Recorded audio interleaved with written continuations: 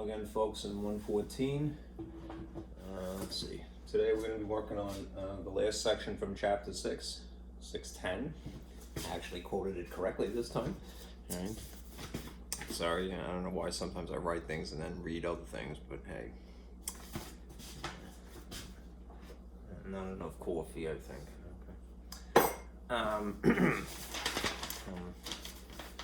Heavily caffeinated right now, but okay. Today is Wednesday, February 24th, so we're on schedule, section 610. Okay, let me just verify here. The assignments, just to give you a fair warning again, that we have been working on to this point are nearly due. Okay, so I think mostly you have, but if you haven't gotten started in my lab assignments, just remember you have basically until the evening of March 1st, right? I tried to program it so that it would basically chop and expire on that day and at that time, like midnight. But the clock in my lab, for whatever reason, is set to Central Standard Time. So if you see in Canvas, it says March 2nd, right? Realize that March 2nd at 11 o'clock, right, is really Central Time. So Eastern Time is an hour ahead, right? So yeah, the best thing I could say, and I can't fix the clock, so I have no authority to do that, is you want to get your assignments done, right, by the evening of March 1st, okay? This is the last section. So the packet that I have today is not the heftiest, but this is the first thing. This is a table to organize how you would distinguish what it classifies as a function from things that are merely relations. Right. Let's see what I mean as we go along. This is an overview that I took. This is from a different textbook, and you don't need all of this information, but I figured that, as always, it's nice to know where our topic is in the bigger picture. So here are what graphs would look like for different types of equations and really different types of functions. So the most basic type is the linear type. This is called identity because it's when it's one-to-one exactly. So like every x value is every y value, right? And it is a 45-degree angle basically, right? More interestingly, perhaps, is the square function, which is the most basic type of quadratic, right? And then down here is an exponential function, okay? So it's really these first two, and this one at the bottom that is relevant to us now, right? But there's the other ones as well, because they exist. I thought that this was funny, so this is the same way of discussing the topics. Right, the different types of equations, how they look, right? But in dance moves, right? A cartoon. And then there's some word problems that I typed. Right? There's going to be 3 overall. Here's the first 2.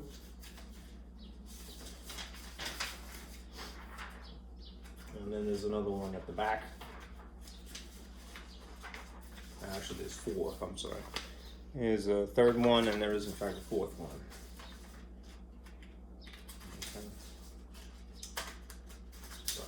Dexterity right now. This is the 4th one.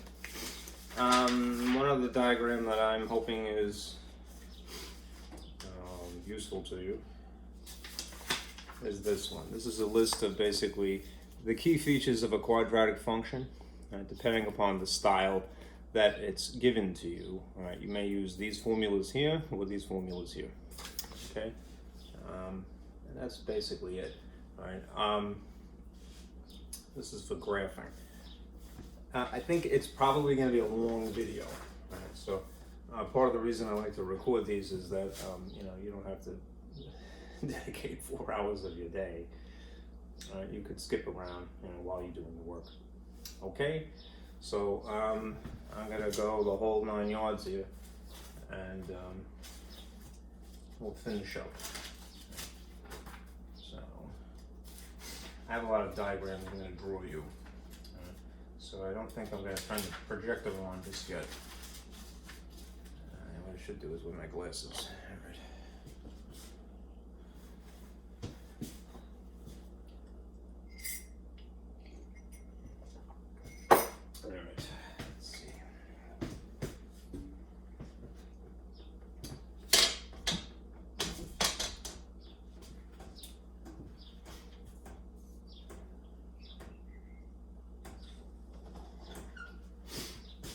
Do that a lot.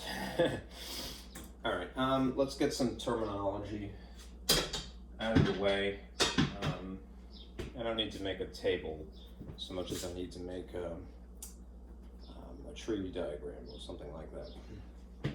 All right, this is about, it's called functions, all right? And functions are equations really by another name, but they have a slightly stricter criteria that has to be met. Anyhow, there's going to be an equals in it somewhere. Let's talk about firstly equations and their labeling.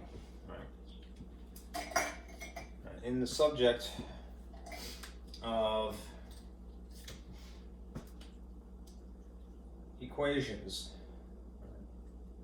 there are two variables, right, by definition, two types basically.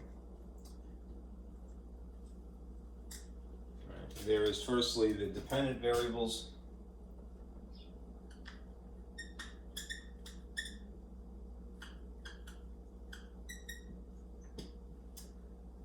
and there are the independent variables. It's just a fancy way of referring to one letter or another.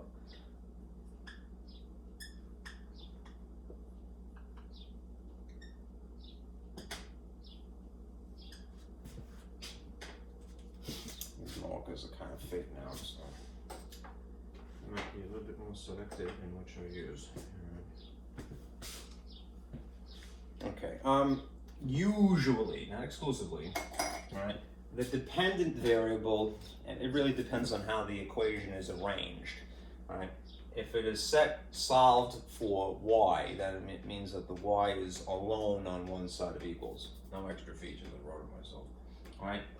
The dependent variable would be usually the y value, right? Again, I have to say usually because, you know, sometimes I don't even use x's and y's, they use some other letters altogether. All right, but to get you started, think about it that way. Right? You can tell because there's a y and then there's an equals after it, like so. Something is solved for y. All right, the dependent variable will be y. Why is it dependent? All right, it depends on the independent variable.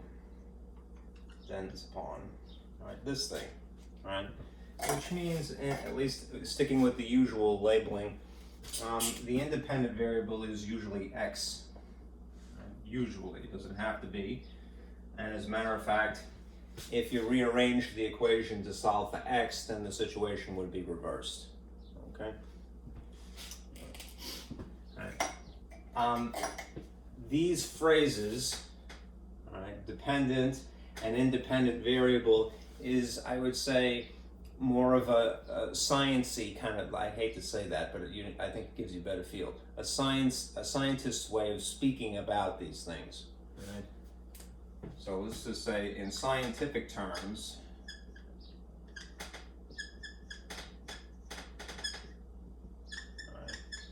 the phrase would be dependent and independent variable, right? Why? Because they apply this to, an experiment that they're running, right? And in the experiment, if they're trying to see if there's a relationship between two things, if I control this, what's the effect on this? There'll be, one will be referred to as an independent variable and the other as dependent as well. The more mathy sort of way of speaking would be to use this phrase instead. Output. Right? And its opposite, if you will, the input. I kind of like this only because I think it's a little bit more intuitive. All right.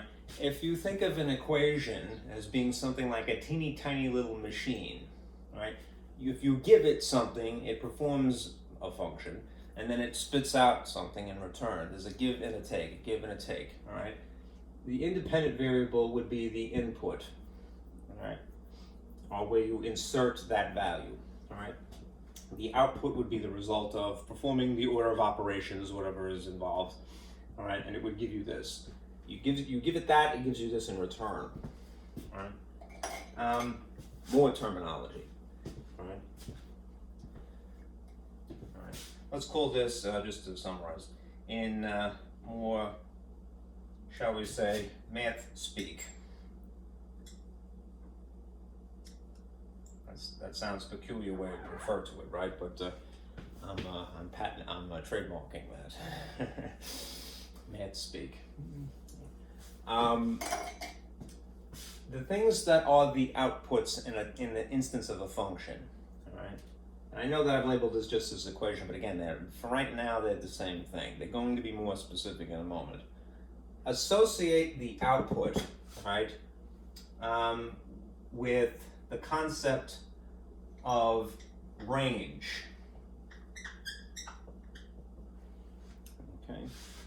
Range is basically the set. So you might see fancy braces at some point, right? Of all y values, right? When you use the word range, you're referring to all of them at the same time, right?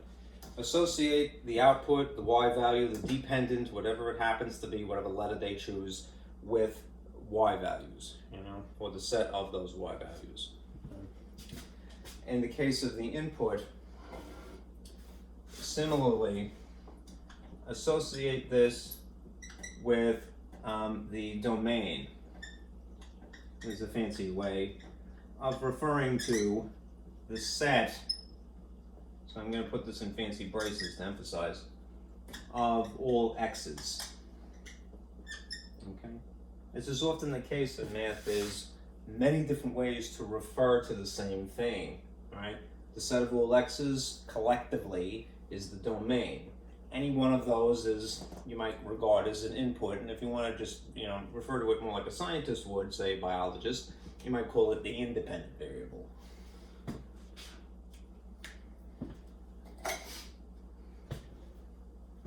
Now I need the space, so I'm just going to erase something up here, but you could write it underneath it if you like.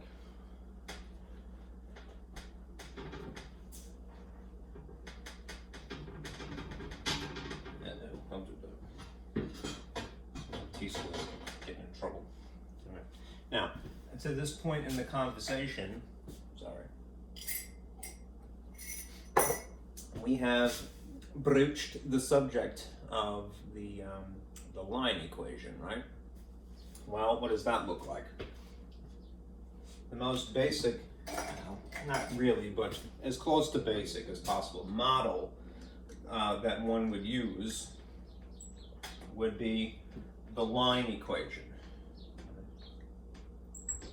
Right? And the line equation has many different incarnations, that is, many different arrangements depending upon, not to borrow a phrase, depending upon what the usage is, right? So, for example, we are familiar with y equals mx plus b, the practical, or probably most practical incarnation of the line equation, right? In this form, right, we have, specifically, as you know, this is the slope-intercept form, so the m value is the slope, right? And the b value, also weirdly nominated here, is the y-intercept. Right.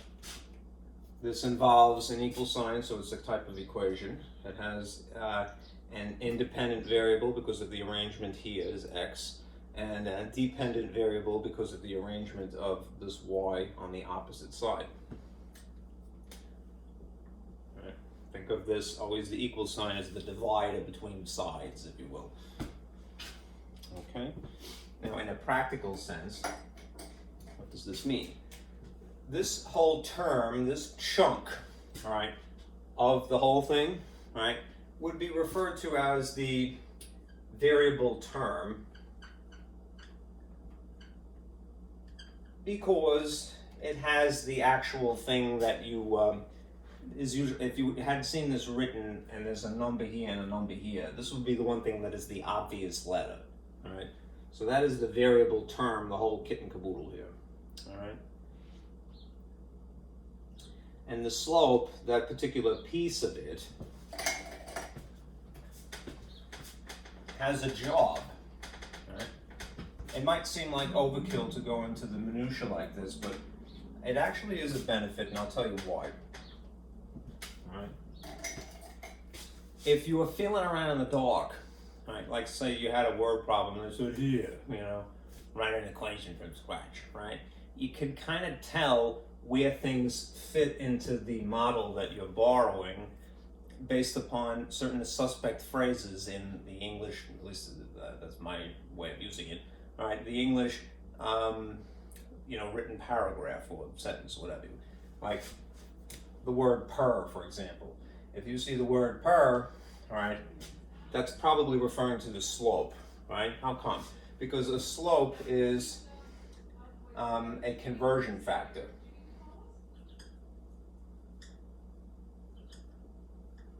Right, which means it has this job.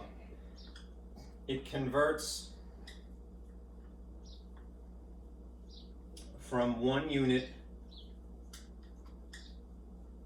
to another.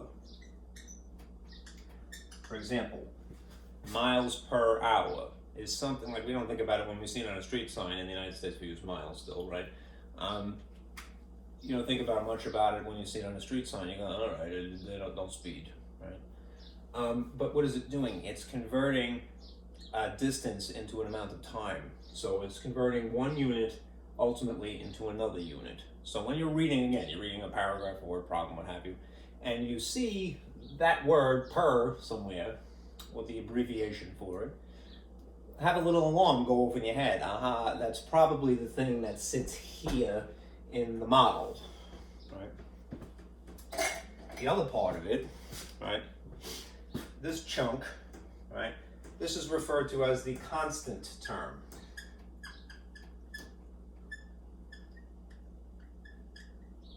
And that's good labeling because why? Again, when you have the actual thing given to you, not constructing it, there's usually a number, an obvious number sitting in front of x and an obvious number plus or minus after it. So it's the ordinary regular number, for lack of a better phrase. Constant would be the better way of referring to it. It doesn't change, it doesn't vary. Right? Anyhow, it has a job, similar, well, not the same one, but it has a job just as the other thing. All right? This is usually the starting point. In the classic sense of just, you know, math world, anything is possible, graphing, right? It's specifically the Y-intercept. It's the dot that you would place on the y-axis where the line crosses the y-axis.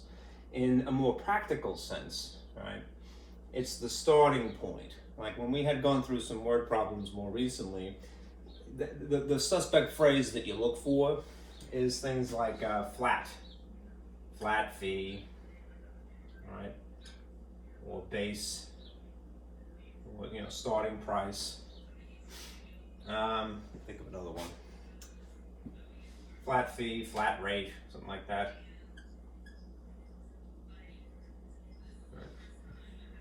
And I would not use the word rate so much, but I've seen that used in context. It's flat, right, or starting, right? They usually use a Q, that whatever that number is, the number goes here.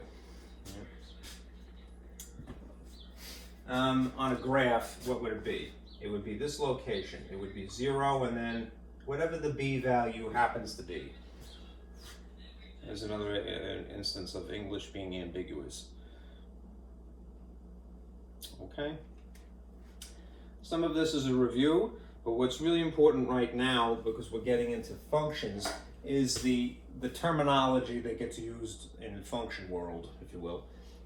Output, input, output, right? And then these two words, domain, think of x's, and range, think of y's. Okay?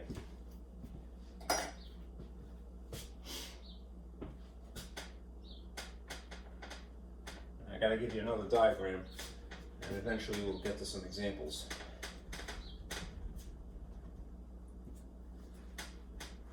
Ooh, the blue doesn't erase today. What is the green?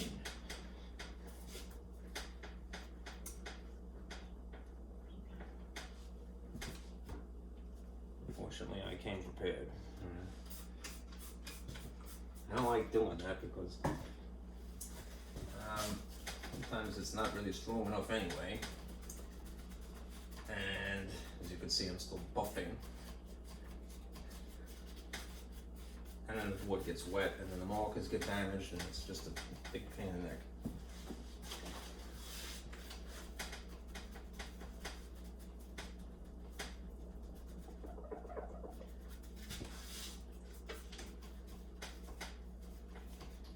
I may have to avoid using those two,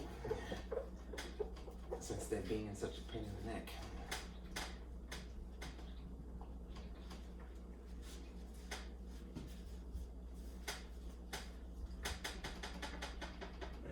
Between now and the end of the period, I'm going to be doing that a lot, I'm sure.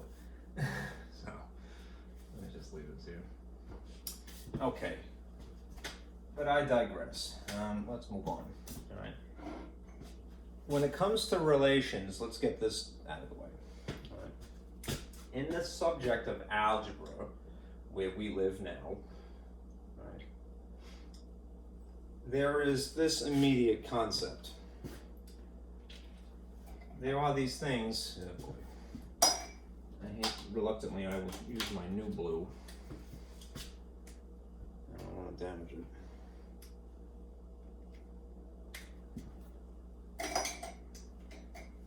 Let me leave that there. In the subject of algebra, there's this concept, relations, which is none too impressive, right? What qualifies as a relation?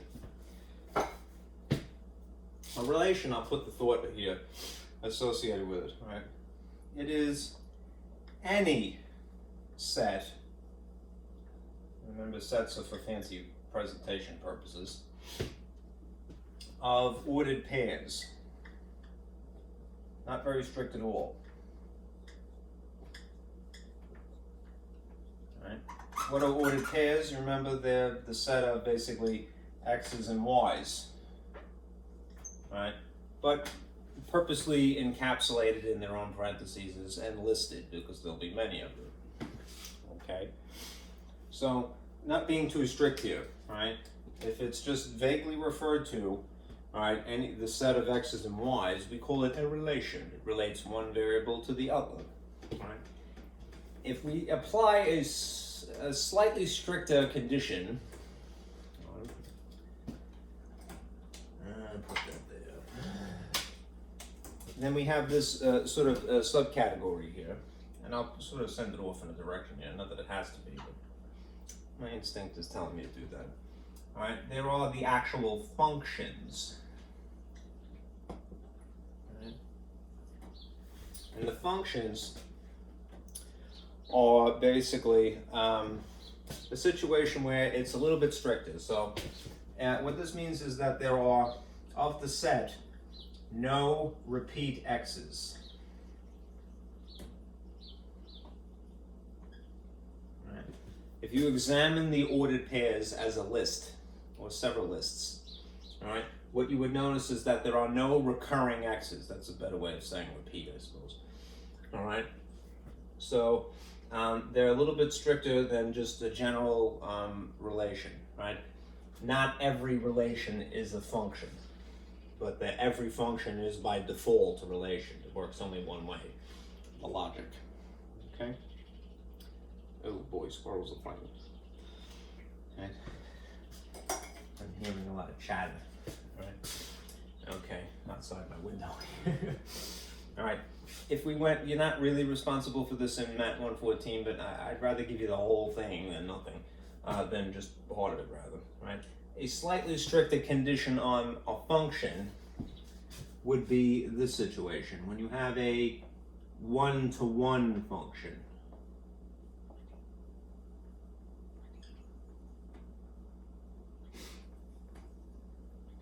the one-to-one functions are this condition by default already, but then another condition. So I'll put that down here. Well, maybe I'll put it here, because I'm short on space. No repeat x's or y's, right? So it's the ultimate in strictitude, if that's a word. All right, the ultimate in strict criteria, okay? It's one-to-one, meaning that for every element in the domain, there is exactly one element in the range, okay?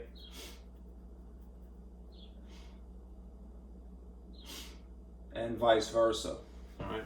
For every element in the range, there was only one element in the domain. Okay.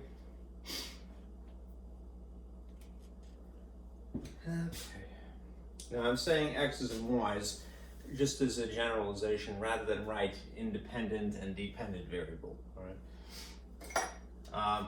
Now, what would be useful to know also is this. There's a way that you can tell graphically that you have this, or this. All right. And it's called the vertical line test. And then there's a second one called the horizontal line test.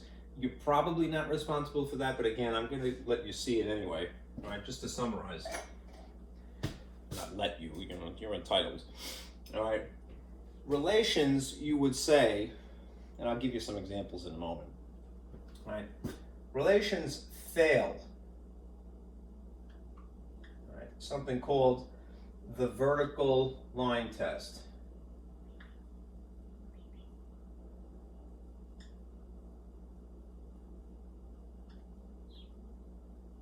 Right, VLT, which sounds like a really terrible sandwich, right? It fails it, right? And you'll see what the vertical line test is in a moment.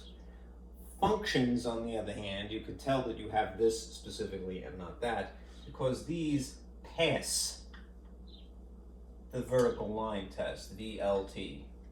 Right? One-to-one functions pass the vertical line test already. Right? These pass the VLT, all right, and they also pass something called the HLT, which you could probably extrapolate. You could probably guess. If V is for vertical, what do you suppose H is? The horizontal line test. All right. Anyhow, in this MAT-114 class, you probably don't need to know anything beyond that, okay?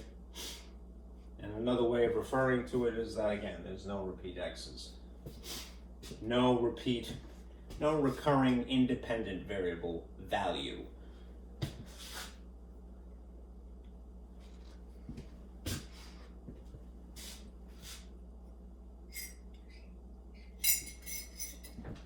That's 2 cups of coffee. I should add that.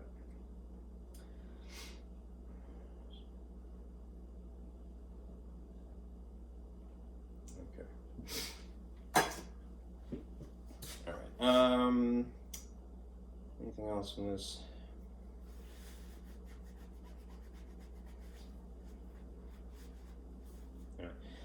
The formal definition, I like mine because I think it's more concise and it is the same thing really. No repeat x's. I'll just simply say, all right, if something is truly a function, for every one value in the domain, right, there is only one value in the range, in the y's, right? That is a fancy way of saying there's no repeat x's, right, essentially. Now, passes the vertical line test is also something that if you hadn't been given a picture, all right, you could tell without any, having any of the dots actually specified for you. Now, ultimately, we care about the status of something as being a function or just a relation because it affects the drawings. That's really listed. That's what mattered to me when I was first learning this. I'm like, because I used to like to draw. So I'm like, oh, okay, this doesn't quite, cut the mustard, then I know that the picture's going to be different. All right. Now let me give you a table, and I'll show you how to tell in what you're working with one of several ways. If you're following along, maybe print this out. All right, we'll go through this now. I have to turn on my projector now. Come on. And I'll erase this.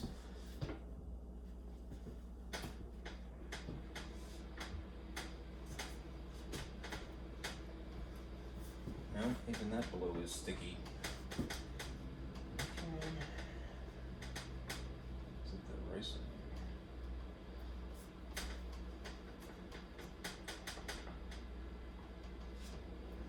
Bad batch at the factory.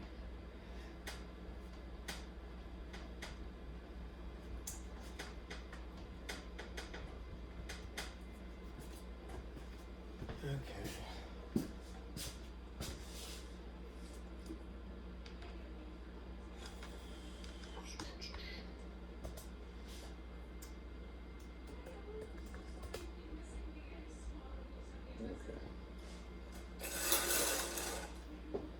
Looks like the projector is in the right place. Let me close this door.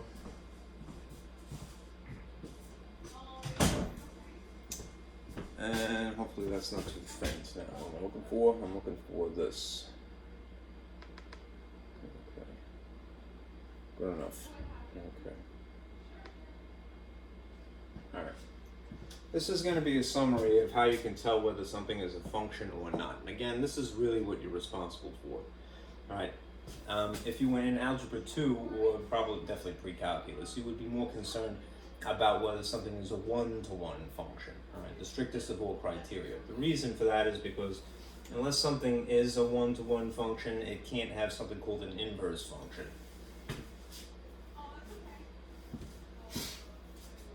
Anyhow, if you are given a set, that is a list of ordered pairs of coordinates, x's and y's, in their own little parentheses separated by commas. Right? What you need to train your eye to tell whether it's a function or not is to look at the x's. So again, there'll be no repeat x's, assuming that that is the independent variable. So here's an example of that. You'd see fancy braces here and here, and some commas, and then in the parentheses you'd have your coordinates, all right, ordered pairs. So you might see something like this. 0, 1, 1, 2, and I'm not too creative, 2, 3. All right. Analyze the x values, which remember are always the first of the two, right, in each pair. So that's an x0, that's an x1, that's an x2. They're all unique, all right? No repeat x's, they're all unique, all right? If something is not a function, you'd see this. You know, an x value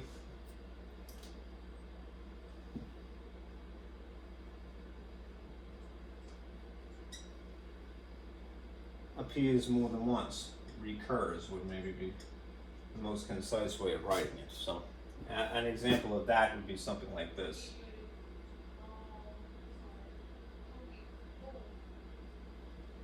And I'll use blue somewhat reluctantly here.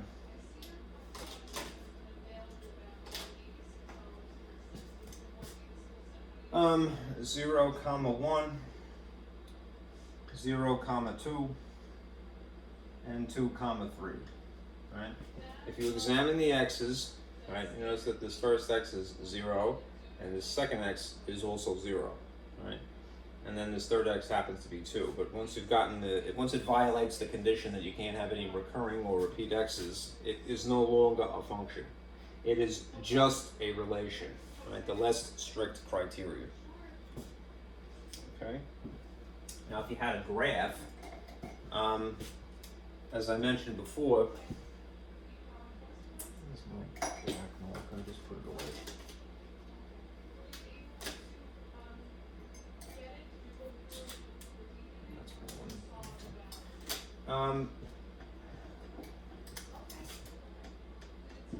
The situation here is, as I mentioned, this passes the vertical line test. Right. Whereas if you're given a graph and something fails the vertical line test, right, it is not a function per se, it is just a relation. What does that look like? I didn't give you a lot of space, I apologize, but let me sweep this in here. Suppose that you had a coordinate plane, right, and I'll do another one here. And your line is, or your graph is something that looks like this, a parabola shape, right? It could be just a straight line too. When you're using the vertical line test, basically what you're doing is you're drawing imaginary vertical lines through the graph. You may have to do it in several places. And checking to see how many points of intersection, right? It passes a vertical line test when it is only one point of intersection, right? Per line. Even if I did another one over here, it would cross the red curve, right? That's the actual graph, in just one place, right?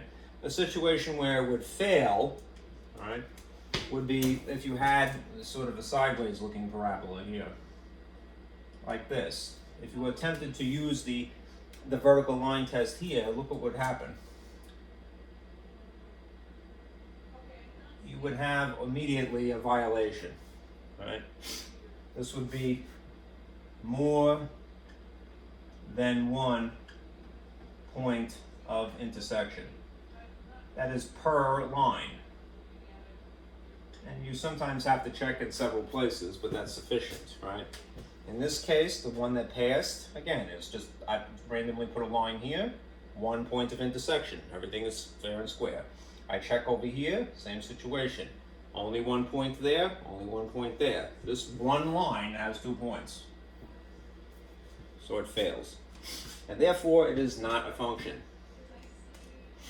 The last possibility, and to me it is maybe the least practical, is when you have something called correspondence figures. Correspondence figures are basically balloons, if you will, with numbers listed in them, right? And arrows sticking out of them, all right? They're another way of describing ordered pairs, really, all right? So how could you tell that something is a function or not, right? If it is in fact a function, then it is going to be only one arrow originating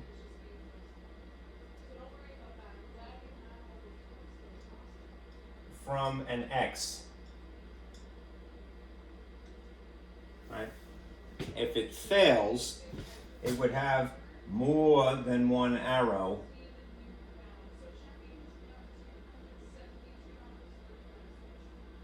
originating from an X.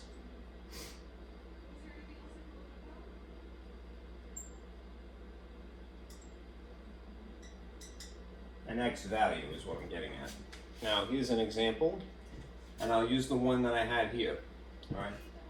Again, it's most literally described as being a balloon, if you will, all right, with the X values listed in it, all right?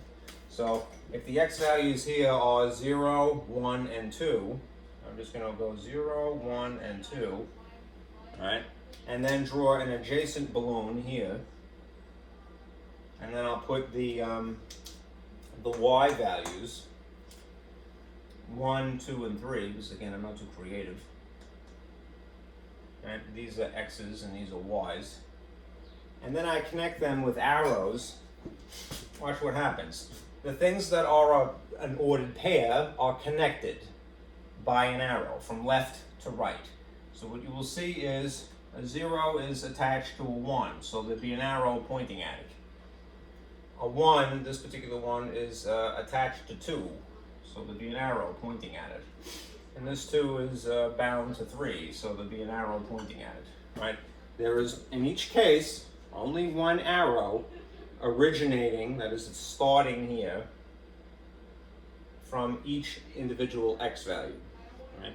If it violates, it'll be like this example here, right? So here's another balloon and a second balloon adjacent. And this will be the list of x's. And this will be the list of y's. Right? X's in this case are 0, 0, and 2. So you only have to write it once, 0. And then a 2 underneath it. And then the y's are 1, 2, and 3. Right? And if you had arrows coming off of this, starting from left to right, from the x's to the y's, the independent to the dependent, all right, there would be naturally a 0 connecting to 1. So from here to there, all right? But simultaneously, there would be a 0 connected to 2. So from the same point, you would have an arrow pointing at 2. And that's where the violation occurs. There would be more than one arrow originating from an x. There's more than one arrow originating from the same x. This 2 would have just coincidentally an arrow like so, right? So train your eyes to pluck out the x values and you can decide if they repeat or not. Try the vertical line test. Try to see if there's only one arrow originating from an x value, all right? And if that's the case, if it passes this, this, or this, then it's a function. If it fails, all right, that is if there's an x value recurring, it fails the vertical line test, so there's more than one arrow repeating from an x value, not a function, you're just a relation. Damn dirty relation. All right.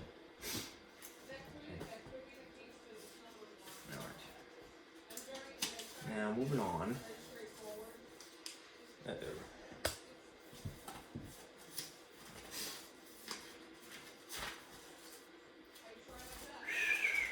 Let me just blow up this, not literally, baboom. Right. This diagram just for reference, and I'll have you highlight maybe certain portions of it. I hope it's visible here.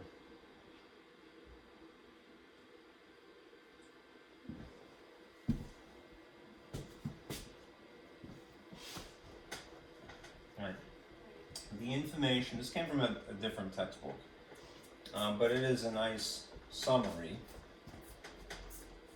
and that's why I wanted you to have it. I think, again, it is a good habit to, even if it seems like too much information sometimes, you are, when you're learning something for the first time, truly learning something, right? You're trying to figure out where you are and where the subject is in the bigger picture, all right? So anyhow, these two types of graphs, never mind their names so much for right now, but if you have this printed, this sheet,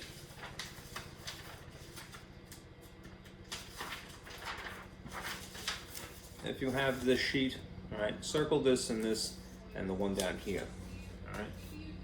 Right, it would be good to recognize that basically, all right, linear equations, and identity is a more specific type of linear equation, right, are straight lines. Straight lines, right? They are usually diagonal, right? They don't have to be. Constant is also a line equation, right? Square equations are the most basic type of quadratic, which is what the actual chapter section is named after. So you want to know this one, right? This is the referring to quadratic equations, right? And these produce parabolas, all right? A parabola is this sort of quasi-V U shape. It isn't either of those things. The V shape, the true V shape would be the absolute value function, right? And it would have flat sides that come to a point, right? A parabola is curved to a point, right? So it's not quite a U. A U would look like that, right? And a V would look like that. It's kind of their baby, if you could imagine it. This is their illegitimate child. Sorry, I'm an illegitimate child. Anyhow, So think of this as being their offspring, right? If you married U to V, you'd have a parabola, right? It has kind of similarities to both, right? It has a point in the same way that V has, and it has curved sides here like this, like a U, right? Okay, and that's what you would refer to it as, a parabola, all right? All right. Now, these other things exist. All right, and they're interesting graphs, all right, but you are not actually responsible for them in MAT-114. The only other thing that would be useful to know is, unfortunately, off the screen here, so I got to scroll down. All right. Oh, incidentally, if you're worried about these things that you see here, that say domain and range, and they kind of look like coordinates, they're not actually coordinates. It's just unfortunate that they share similar symbols. They're a shorthand notation that gives you an idea of what the x's and y's are allowed to be. All right, I'll emphasize that in a minute, but let me get to this point. The exponential function is this sort of upward pointing curve that you see here, like so. All right, so again, if you're going to circle anything on this sheet, this one would be relevant to you, and that gives you the model of the equation here. This particular exponential equation is base e. It doesn't have to be base e. It could be something other than 1, really. All right. Anyhow, this is a little bit faint. All right. This is a curve upward, usually. It doesn't have to be. Right, from left to right. Right, I'll say usually because it can be a curve downward instead. That would be, this is referred to as exponential growth if it's going up from left to right. If it were going down in this sort of curve, right, it would be called a decay instead. All right. Anyhow, this is a little faint because it's green, of course, and it's always trouble green. All right. I don't know why they make them. Why do you guys make this color if I can't write it? All right. Now, let me explain this. You're not responsible for the notation that you see here, but it is still useful to you as a person, because if somebody asks you, all right, well, what is the domain, meaning what are the x's allowed to be? This summarizes it. You might recognize those sort of sideways 8 symbols as being infinity, right? We had discussed infinity when we were graphing inequalities, right? Now, infinity is basically suggesting that the x's could be anything this way and anything this way, right? The notation that we use in our class is usually this Gatsby-esque style R, right? All real solutions, right? It means that the x's can be anything. It's a fancy way of saying that. It's called interval notation, right? What you see down here with this 0 and infinity is saying that the y's are a little stricter, right? Domain is x's, ranges are y's. What can the y's be? Everything above 0 is what the y's can be. That's all that is summarizing, right? You don't really need to get bogged down with it, right? All right, the picture is more important for right now. Okay?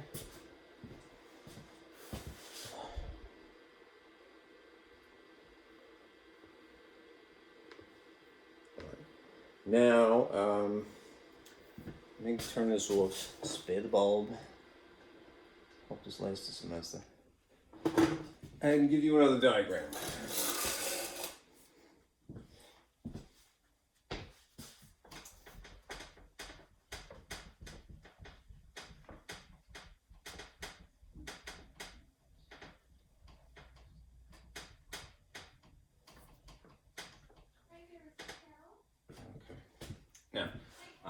Let us get to what is more immediately important, right?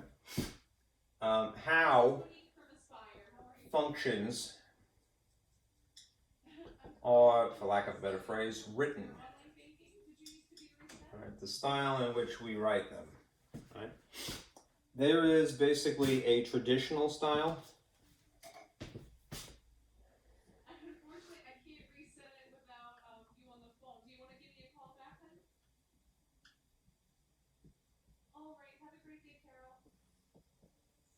Right, there's a traditional style, and then there's function notation.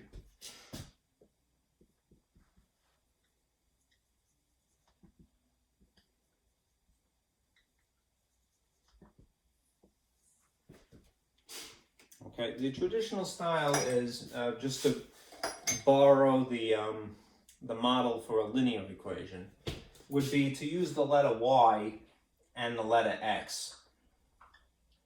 So there might be some other features sitting around them. So for example, it doesn't have to be this simplistic.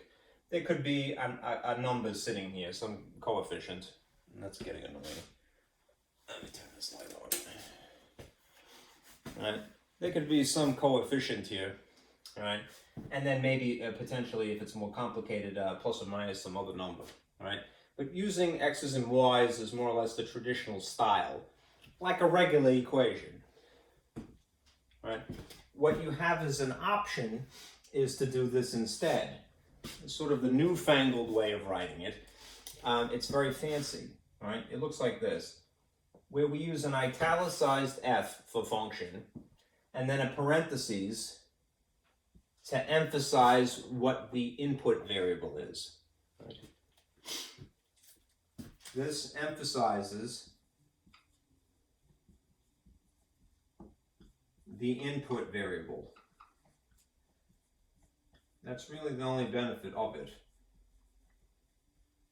Right? So if the input variable is, typically it's x, right? Having this here is more or less a label to go, that's the thing that is the input, all right? All right? Everything else on the opposite side of the equal sign would be identical. You'd see exactly the same information. So if there was x here, there'd be x here, all right? And if there was some number sitting in front of x, it would still be there. And if there was plus or minus something after x, it would still be there. Okay? Basically, to say y, you have as an option to say fx, all right? F parentheses x. There's lots of different ways to say this in English, all right? F parentheses x is fine, all right? But here's the alternatives if you're curious, all right? This is said the function, or read as the function of x, or sometimes it's just called f of x. All right. And the truth be told, all right, when you're doing any sort of work here, you're really just kind of limiting your attention to this side, right? You're, for lack of a better way of saying it, you're playing around with this side only, right? When it's written like that. All right, again, this is more or less a label at this point. All right, but if you needed to, for whatever reason, you could swap out this expression for this one, the traditional y, and that's totally cool. I think I need to other light on. Let's see. Hopefully that's better. Let's see.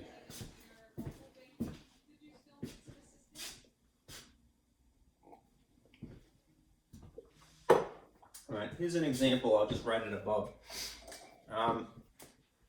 If you were given y equals 2x plus 3, and you had to write it in function notation instead, all that you would do is basically trade y for the function of x instead label, all right?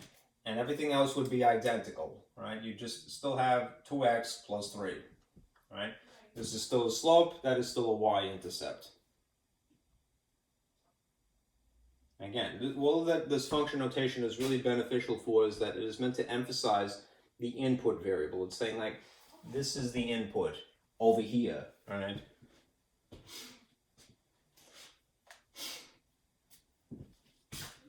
All right, now let's do an example finally.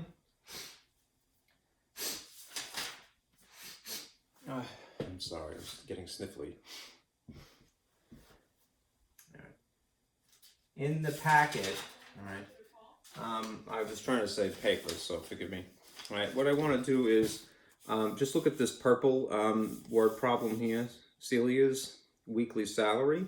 It's written in function notation. This is just to get you used to it. All right, so we'll do this now. All right, I'll put the projector back on and adjust the lights.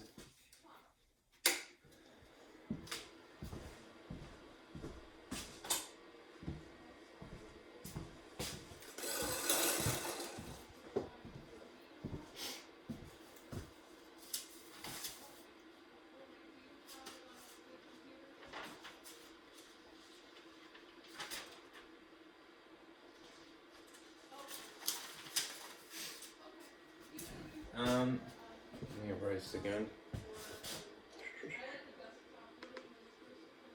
I may have to, because my erase is not functional too well, I may have to like sort of comb this, so I'll be right back. Looks like I have one of those troll balls, right?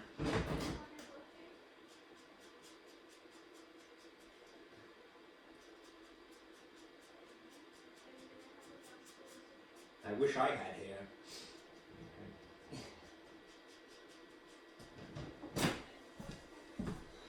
It's not really the proper usage of this tool to basically take the dirt off of it, but it actually works really well.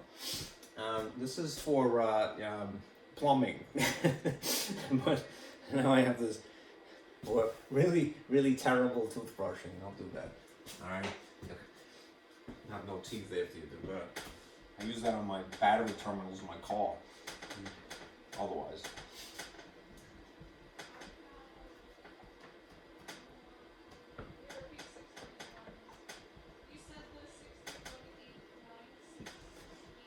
Okay. Let's get this out of the way. Where this is a little bit better. Probably should just replace it all together, but not right now. So let me change this view here, and I'm going to open up my bootleg version of Paint here, for sure,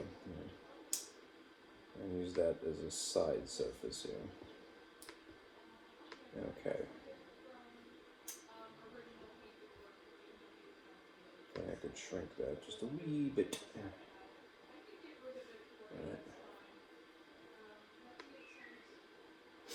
Alright, that looks fine. Just pay attention to what is in purple here, and I will sort of highlight what is important. Alright.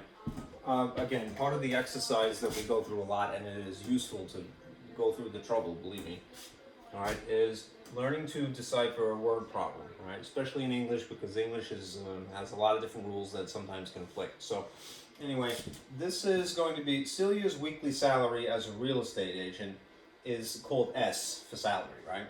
Right, and it is given by the function S of X, right? Instead of saying function of X, they're specifying S instead, right? It means Y by another name. Don't get scared, all right? And then it equals this expression here, 100 plus 0.03x. All right, I could have put the extra zero. Where X is the weekly sales in dollars. All right, she's a real estate agent. She sells houses, right? It's implied. What is her salary if she sells one house for $85,000? So we're going to need to include that, right? If X stands for sales and she sells $85,000 worth of a house, this is the value that we're going to replace X with, all right? Ultimately in here, all right? Now I want to just remind you of something, all right?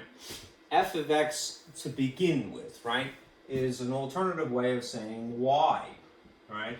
And because we're not really familiar with anything but linear equations right now, let us see if this matches the tried and true slope-intercept form of a line equation, right? It has a variable expression, it seems, because look, there's the letter X and a number, all right? And then it has a constant term, which is what would normally be seated here. all that this has done is basically rearrange the pieces. Like so, right? So if I wanted to get fancy, I could say, well, this is a better way to write this. And it's simply this. We could call it y. We could call it s of x. I'm going to stick with s of x for the moment. But I'm going to put it in the more familiar arrangement, where the variable term is in the middle. 0.03 with an x attached to it. Constant term should be in the back, at least traditionally. So plus 100, right? We can calculate the s value, right? That is her salary, basically, if we give this an input variable. Which means that if I insert the amount of money, $85,000, in place of x, on this side it's just a label, right? This would be the function evaluated at 85,000, right? If I want to actually do the calculation, though, I have to insert it here. And then I would need to follow the order of operations. That's a dollar sign, I swear. Okay. So, ultimately, what am I going to do? All right? Paying attention to really just the right side, because that's where the labels aren't. The labels are over here on the left. I would have to multiply $85,000 times 0.03, and then as an afterthought, add 100. Right. Now, if you're using a calculator, that's totally cool. Right. You could get through it if you needed to finagle something, but I'll just show you this. All right. Order of operations, because I'm just sticking with stuff on the right side. So multiplication before adding. All right. 0.03 times 85,000. All right. You would have something that looks like that. Sorry for the glare. All right. Equals 2550. If you add that to 100, what do you get? All right. 2650. All right. As you should there. Good. Okay. So, all right, the end result is this.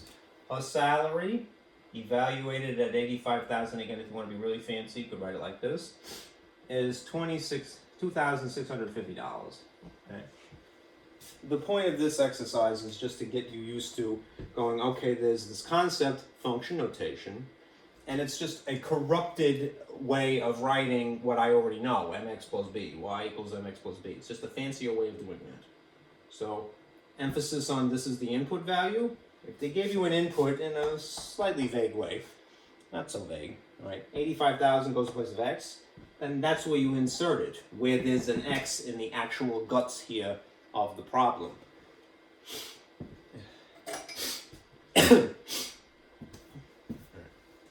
Moving on. All right, I have to give you some more diagrams, so humor me. And I'll turn off the projector.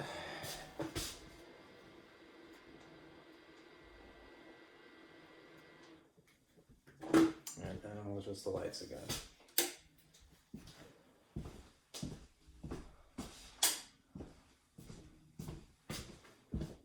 Let's see if my eraser is any better here. A little bit. The blue is still stubborn.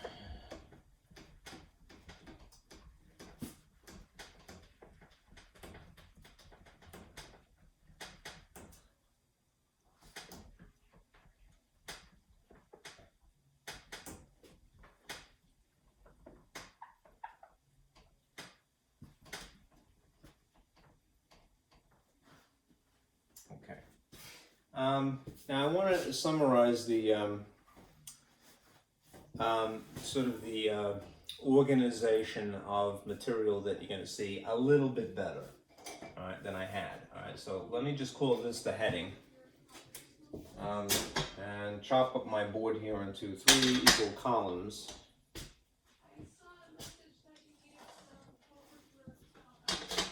To keep myself organized here.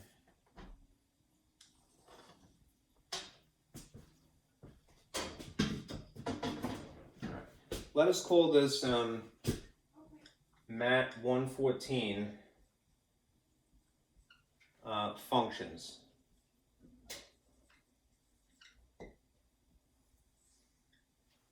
All right, and we'll have 3 types. And then when I get down here, I'm going to have to split it into 3 again. All right, the first type is the type that we all know and love. Linear functions. All right. And then we have quadratic, hence the name of the section. 610 is actually called quadratic.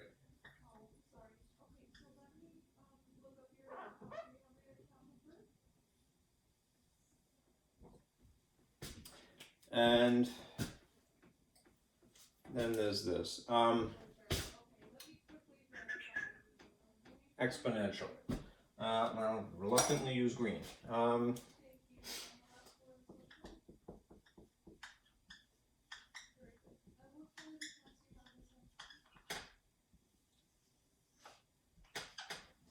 Okay.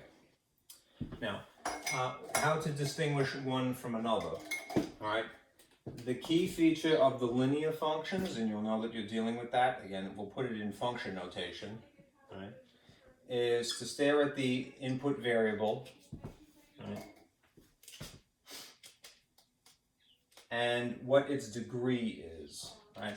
There could naturally be extra features here and adjacent features here, but what's really important is this, that this is no worse than exponent degree 1. Okay, so remember, math people, they leave out 1s a lot of times, so if you don't see any exponents, one would have to assume that it is 1, and then you realize that, oh, it's linear, right, which means the graph will be a line of some sort, right? It could be, it's usually diagonal, but it can also be horizontal, technically. All right, if you have a quadratic, the key feature that you need to look for, and that's the all-seeing eye here, okay, what you need to look for is, again, the degree. So if you had an if you're using x as a variable, which I happen to like, and you notice that the degree is 2, all right, then you're dealing with a quadratic. And again, a person cares because ultimately that affects how the picture looks. It affects the drawing. Right? If you have something that's exponential, what is interesting about this is the variable moves from being more or less on the usual tier to a superscript. So what you would see instead, and just to make this very distinct, I'm going to put n here. And then I'm going to put the letter x where it would be. All right. Normally the x variable is down on basically the normal level, if you will. All right. But if you now, instead of just changing this from 1 to 2 to maybe 3, which is a cubic, all right, if you put the variable here instead and make this a constant, then you get another funky graph. All right. All right. N is a constant. And it's what you would refer to as a base, remember. Usually what that means is that it is something other than 1. Right? If you put a 1 here, that's not going to have much of an effect. But if you put, say, 2 or something higher, or something that isn't 0, all right, 1 and 0 is basically the two things that you won't see. All right? But if you see something in between them, or if you see something greater than 1, right, and it's a lot of times it's just the number 2, this will produce a similar upward curve every time. Okay. Now, just to reconcile this information with the handout that I had given you, which is this, and also again they use these terms, identity and square. Those are more specific cases. All right. They're good to know, but don't think that they're different things. Here, a subcategory. All right. Usually, when you think linear, what do you think? You think y is equal to mx plus b, right? Which again is a diagonal line, right? If you had a dumbed down version of this, where it's either, you know, a relationship that is 1-to-1, you can have an identity, a subcategory here, or you can have a constant. Right? In terms of a picture, what would that look like? Well, I'll draw a little coordinate plane here and here to illustrate.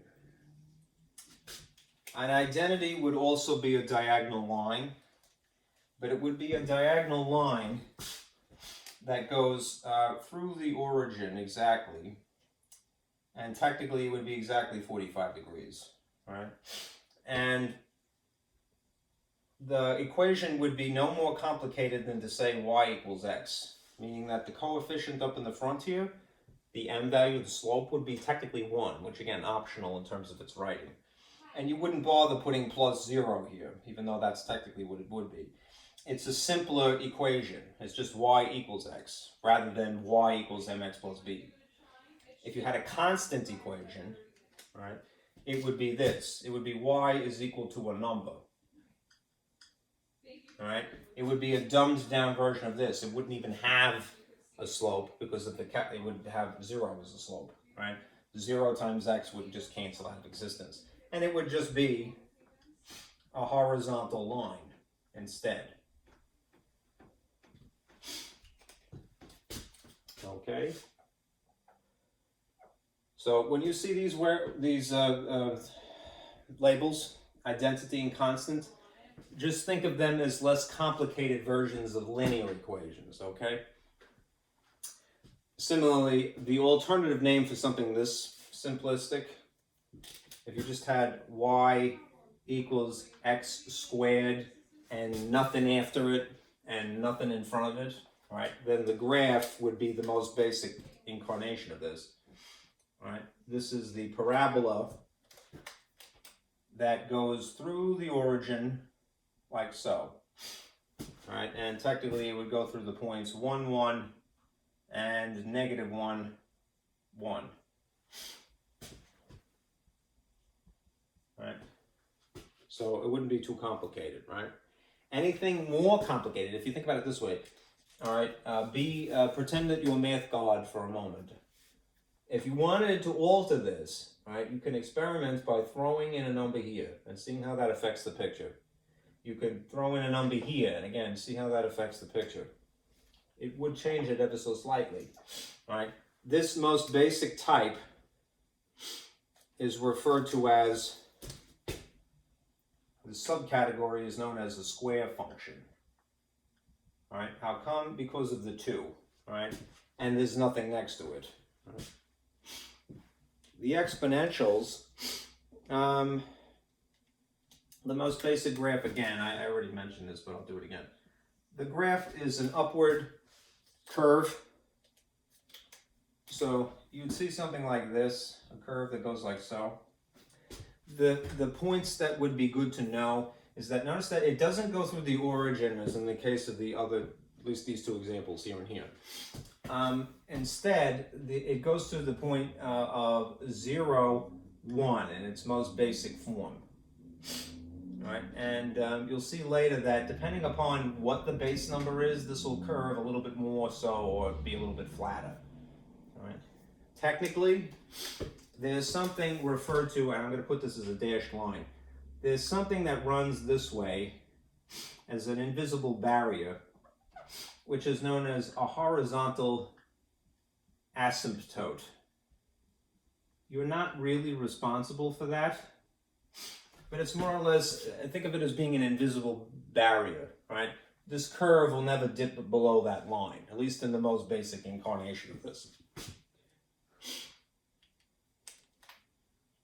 Okay. Now what I'm going to do is this. The chapter, as mentioned, is referred to as actually being quadratic because linear equations is a subject that had already been discussed, right? underneath here, you can, if you're writing this at all right, on a piece of loose leaf, you could just continue downward. Put a little fancy caliper here, a brace, all right, because it would technically be under the heading of quadratic, all right, and label it like this, all right, when there are 3 terms,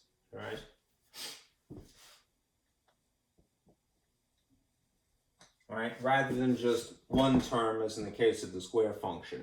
There's other labels, all right, and I'm going to erase this, and then I'm going to actually put what the 3 names are, okay? Again, you would just kind of continue downward. I'm short on space, so I'm going to, area, so I'm going to erase this.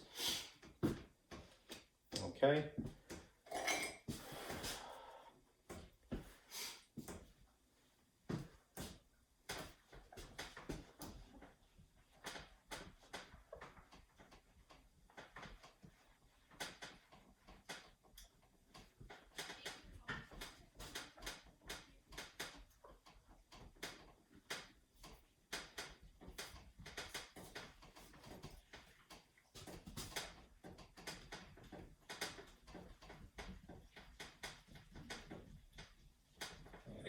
Clean this time.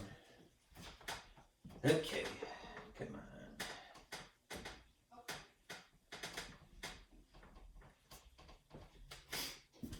All right. Here. There is, right, quadratics, right, when there are 3 terms.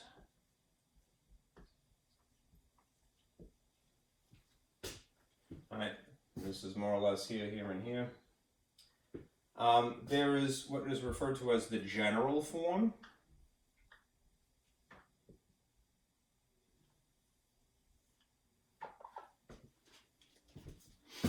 And the standard form.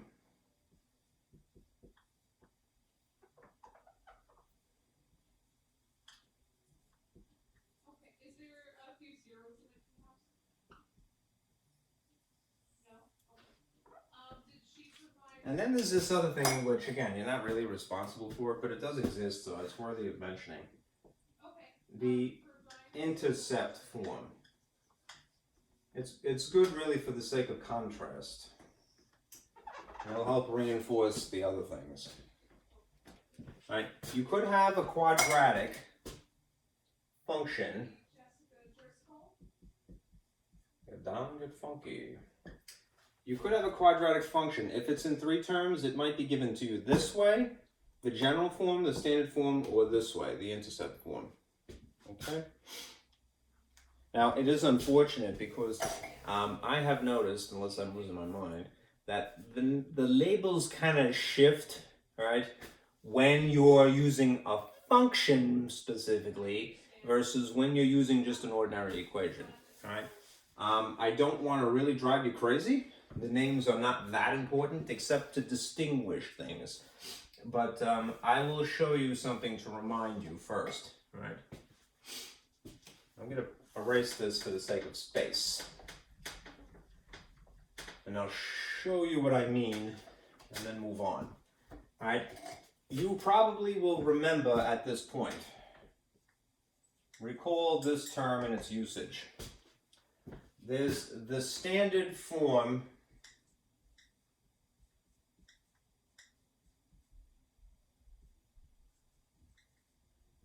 of a quadratic equation, right? And the emphasis here is on the word equation. The standard form of a quadratic equation looks like what? It looks like this. It looks like ax squared plus bx plus c when everything is arranged set equal to 0, right? I'm pointing this out because I don't want you to worry, really, right?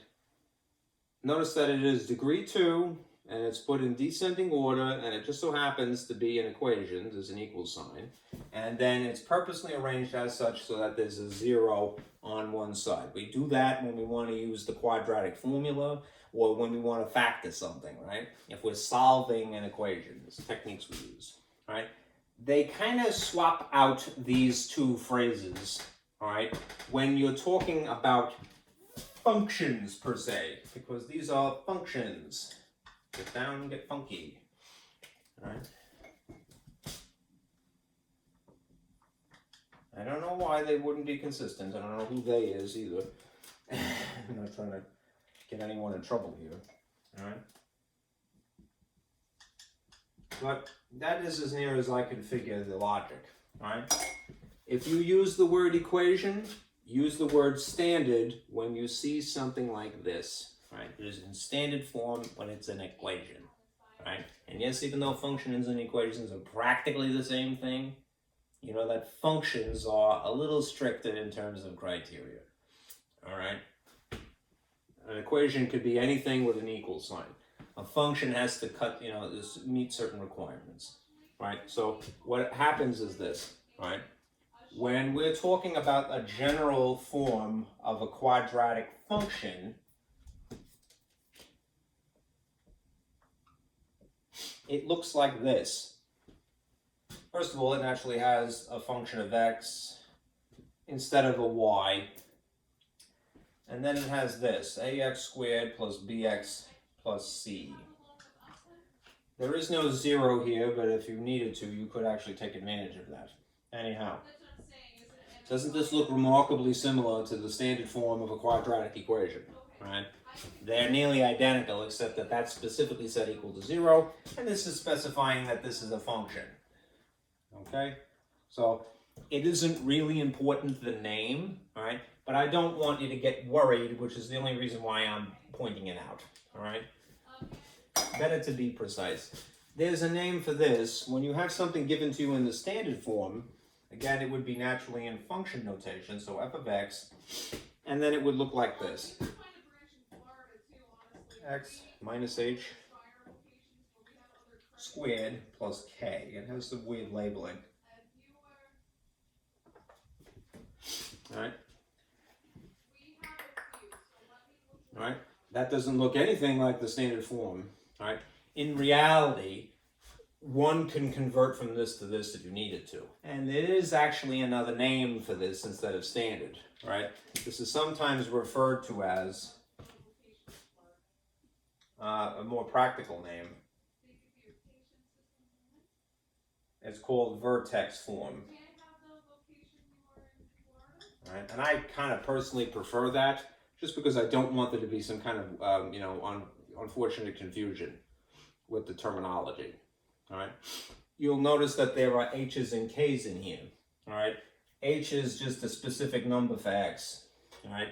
K is just a specific number for Y.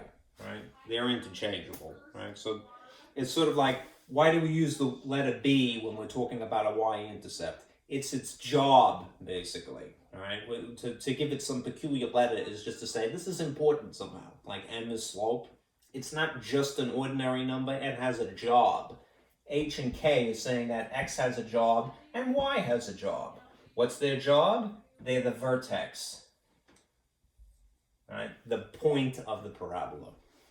Right? And then there's this other incarnation of this, which again, you're not really responsible for this, but it exists. So here's function notation, and you'll see A, X minus P, say for example, and maybe another one, X plus Q, I'll just go with that. Right? And it could be minus, All right, now, what is the benefit of having one or the other? Right?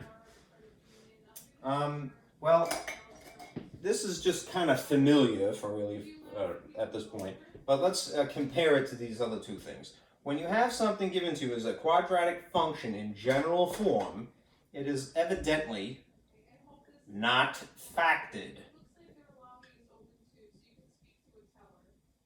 Okay, this is not factored at all, right? How do you know if something is factored or not? Well, usually the telltale sign of something being factored is when there's some kind of parentheses drawn into it, right? This is something that is partially factored, right?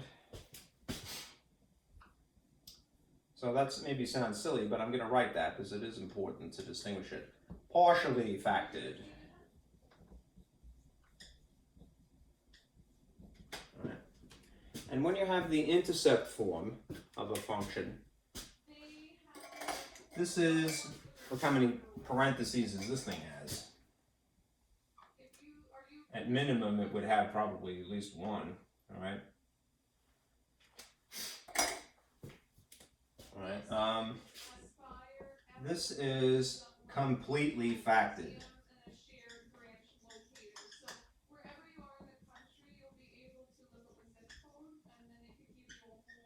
Okay. Again, how do you know when something is factored? You see parentheses. Okay. Right. This general form of quadratic function, no parentheses apparently. Okay. So make that distinction. Again, why does a person care?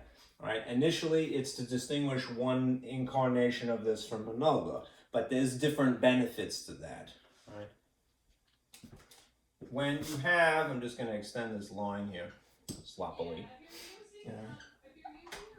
When something is partially factored and arranged in the standard form of a quadratic function, i.e. the vertex form, the benefit of this is that this reveals right, the vertex. Right? It's the h value and the k value. So if there's a number sitting here in the parentheses and there's a number sitting here outside the parentheses, if you write them in the style of an ordered pair, you already, if you had to graph this, you can put a dot at that location, right? The vertex is the bottom point, right? Bottom of the parabola. The bottom point of the parabola. Right, the vertex. So it's good if you're trying to graph something. This has a different benefit to it, all right? When something happens to be in the intercept form, and you would never be required in this class to go that far, all right? This tells you something else, all right? This reveals the, what are referred to as the zeros, all right? Zeros is a fancy way of saying the X-Intercepts.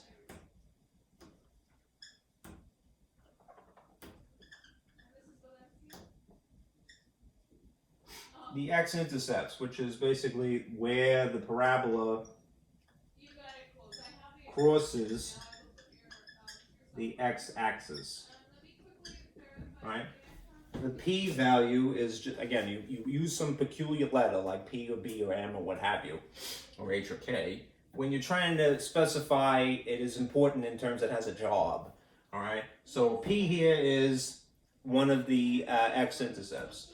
And Q here is just a letter that follows P in the alphabet, right? All right, that is another X-intercept. Right? When you have something that is not in factored form, it doesn't give you that information, either this or this, right? But it isn't difficult to work with, right?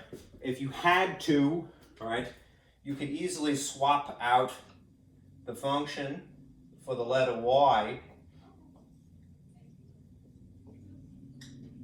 and use your calculator to graph it.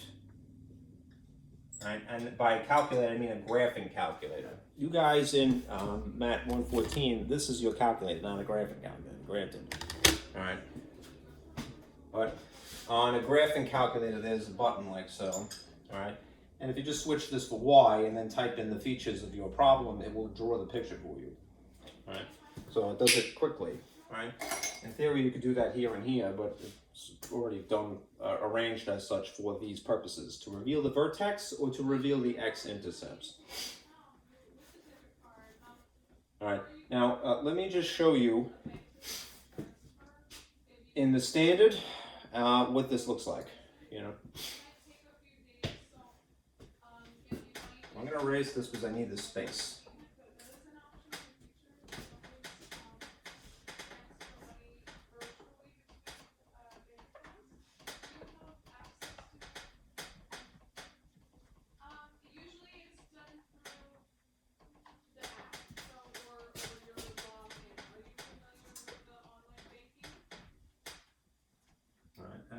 know at this point, the graph of a parabola looks like this. It doesn't have to be going through the origin, that's just the square function, you know. All right, but this is a parabola shape, all right, the hybrid VU shape. All right, you might call it, I don't want to corrupt you really, but the hybrid UV, all right, or let's just call it a tulip, you know. So it kind of looks like a flower in bloom, right? If, again, you have purposely arranged something to be in the standard form of the quadratic function, again, what it will tell you, the equation will tell you without having to do too much, is the point that is known as the vertex point. This would be the vertex. And the vertex is whatever the h value is and whatever the k value is. All right? H and k is really an alternative way of saying x and y. Okay? And it would be this point down at the bottom. If it happens to be blooming upward, if you will. All right? If it was upside down, it would be still an h and a k. It would just be facing the other way. All right? The point vertically, if you can imagine an imaginary line that goes through the vertex, that has a name too, incidentally. That's called the Axis of Symmetry. All right? And that will be beneficial to you later. All right? Let me give you an example of that in a few minutes to sort of give you, you'll see why. When something is symmetrical, it means that it kind of looks the same, all right? It's never going to be exactly the same, really. It's more or less the mirror image of something, all right? What is sitting over here is the mirror image of what is over here, right? There's some similarity when something is symmetrical. Okay. If you had something, again, just hypothetically in the intercept form of a quadratic function, you might see, again, there's a parabola,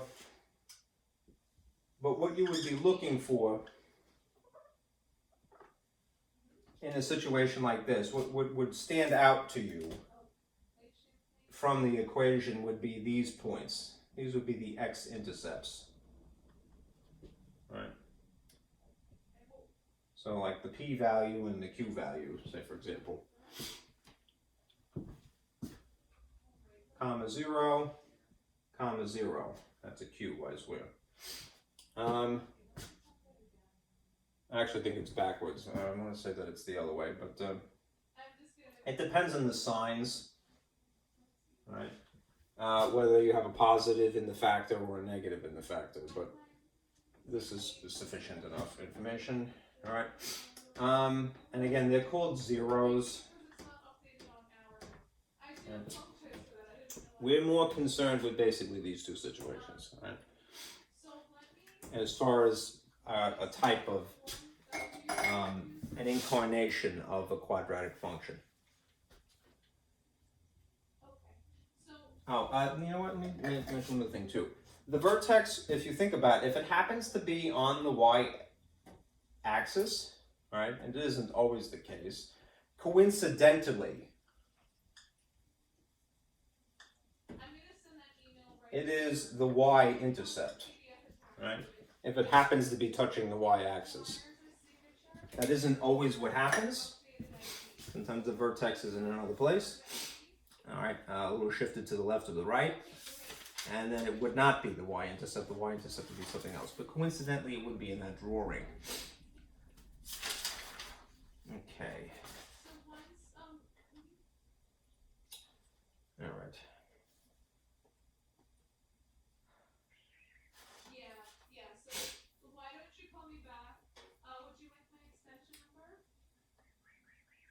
I'm going to skip that, okay. Take a look at this sheet.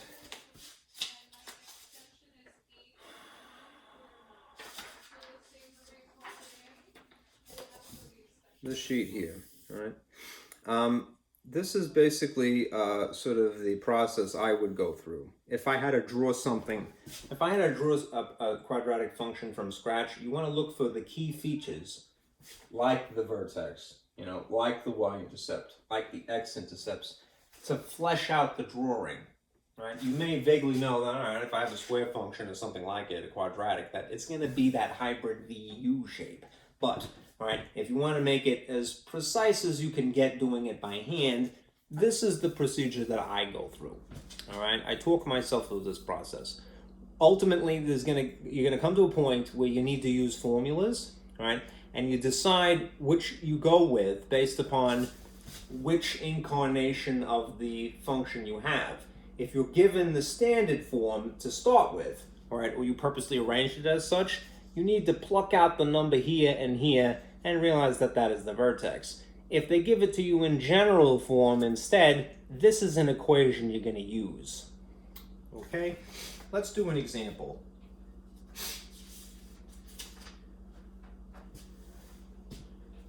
Let's see. I'll turn this on for a moment, and then I'll give you the example.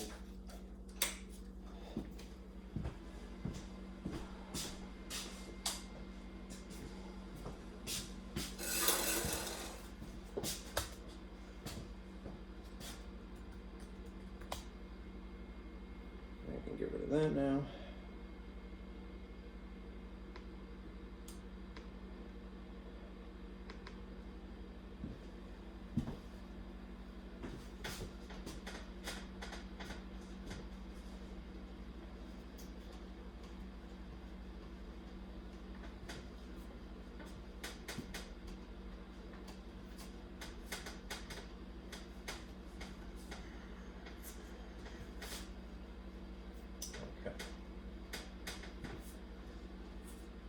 Some things to note here. If you have this printed, you could scribble on it just to add some information, perhaps.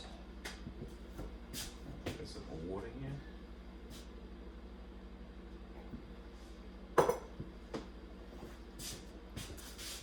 I'll move this over. Okay. This is aptly named Key Features of a Quadratic Function. Again, this is what you might go through if you are looking to draw something from scratch, right? I should add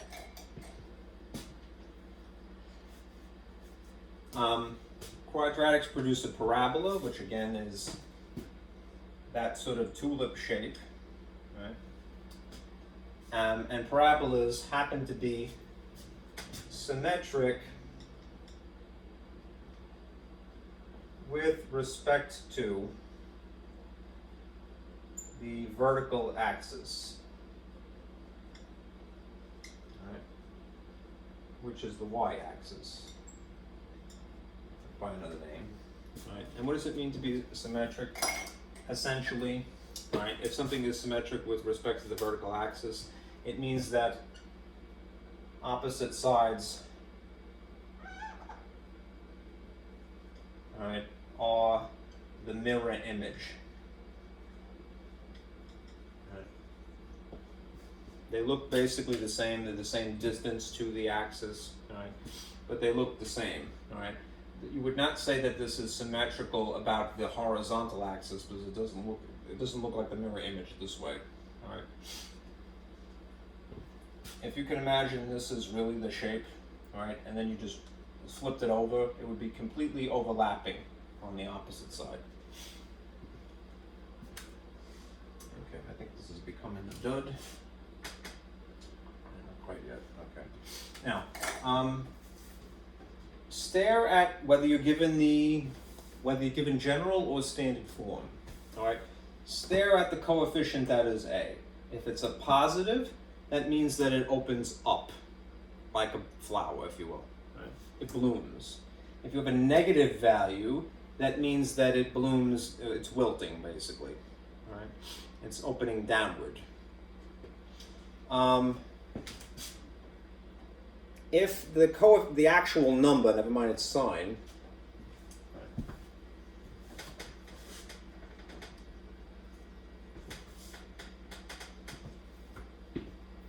if the actual number is a fraction, perhaps somewhat ironically, what ends up happening to the curve is that it gets narrower, all right?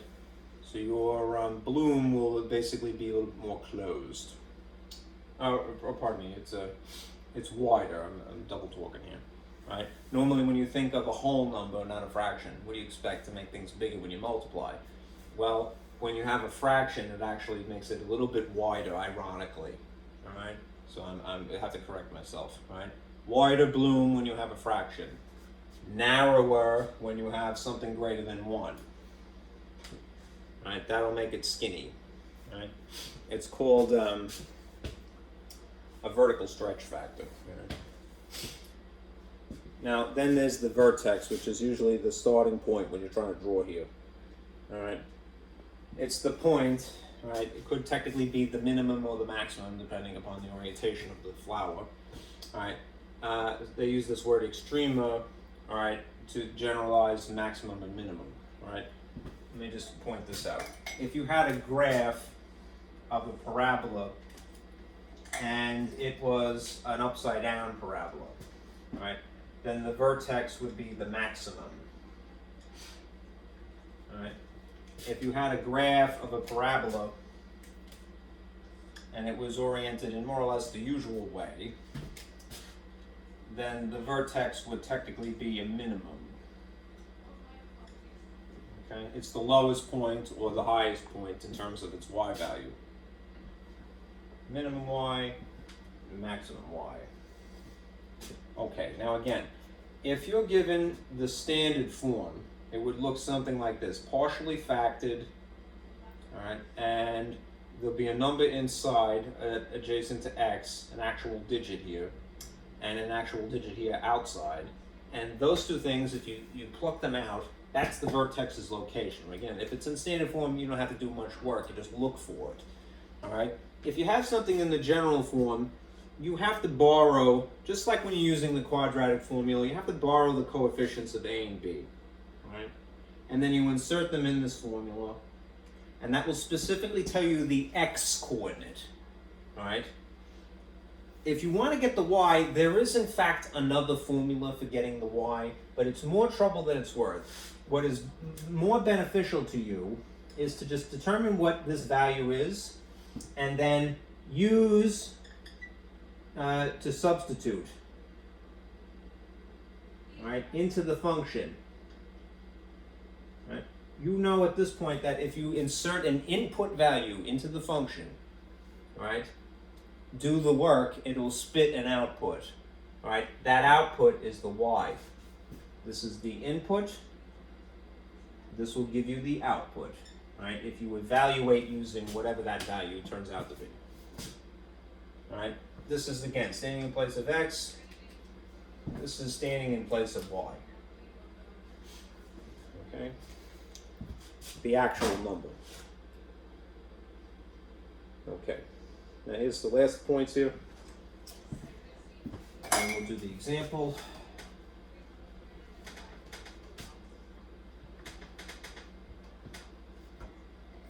All right. The axis of symmetry is the imaginary, that's usually a dashed line like this, all right, line that goes through the vertex. If you're trying to do this by hand, and you want to do it as nice a picture as possible, you need more dots. Right? Remember when you're graphing just a line, the minimum number of points that you would need would be just 2, right? Because the slope is consistent through the line. Right? When you're graphing a parabola, you need a vertex for sure, right? And it would help if you had at least the 2 X-intercepts, right? If you want to make it even more precise though, you want to verify what the Y-intercept is if it happens to be different than the vertex, all right? And then maybe some other points to make a more precise drawing. More dots is better, basically. Okay? And the axis of symmetry will help you find them. You'll see an example in a moment. Right? X-intercept is where the parabola crosses the y-axis. How would you find it? We're going to use good old-fashioned 0 in that case, in place of y. And y-intercepts is where the parabola crosses the y-axis. And we're still going to do the same thing like we did ages ago. 0 in place of x, do the work. Okay? We're just trying to get some dots, basically, on a piece of paper. So let's finally do an example. And I'll walk you through the process here. I'm a little reluctant to turn this off, so let me just pull up bootleg paint again. All right, there we go.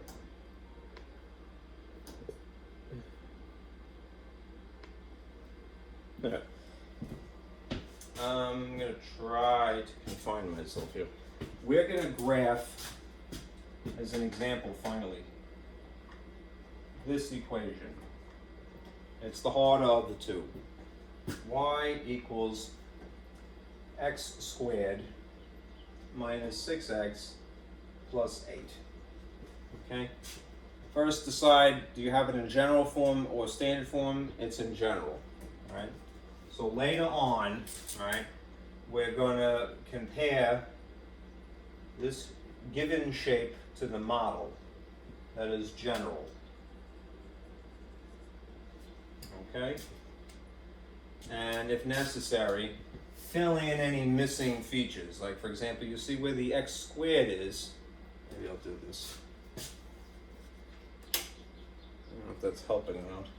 Where x squared is, what would be the coefficient? Well, the number would be 1, and it would technically be a positive. So in place of a, we're going to borrow that information.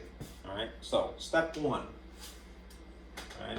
If a equals positive 1, and we're concerned with basically this positive here, all right? This means that it opens up.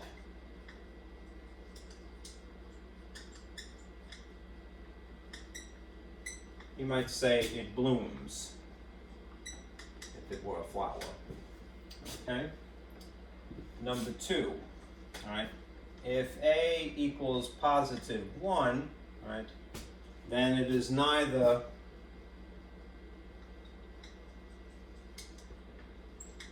narrower nor wider. Right? It's just more or less it's normal. Right? That much information can be decided immediately. Let me see if this is a little bit better without it. I think you can see with that. Okay. Now, we know that we have the general form, so if we were going to now look for the vertex, let's get it faded. If we're looking for the vertex, see if I can expand this.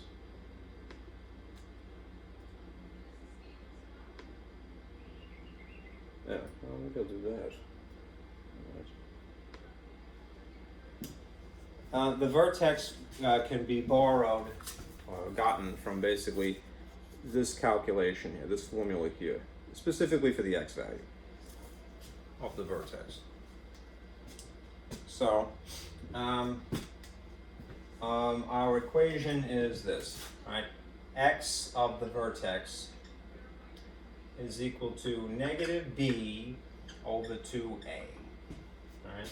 So back at the formula here, we're going to need to borrow that information. All right. We already know that a is 1, but we have to recognize that b is also negative 6, it seems. All right. So in place of b, I'm going to put negative 6. All right. Do beware, there's a negative in the formula to begin with, which means that this top thing would be logically positive. All right. A is just times 1, which means that this is just 2, and then the outcome here is that x for the vertex is equal to positive 3. All right. If we want to figure out the y of the vertex, right, again, the easiest thing to do is to basically insert the x value that we've just gotten in the function and evaluate it for x. All right. What does that mean? It means that if this is the function, sorry that this is faint, x squared, I'm going to superimpose it in a moment. If this is the unique function that we have, really, x squared minus 6x plus 8, all right, I'm going to take positive 3 and evaluate the function at x equals 3. My putting it in the label here, italicized f parentheses x, function of x, is telling me that I'm going to put a 3 here, and I'm going to put a 3 here, right? And then I'm going to evaluate it according to the order of operations. This is getting to be a dud. All right, let's see if this one's behaving better now. Okay. All right, if I follow the order of operations, and I should,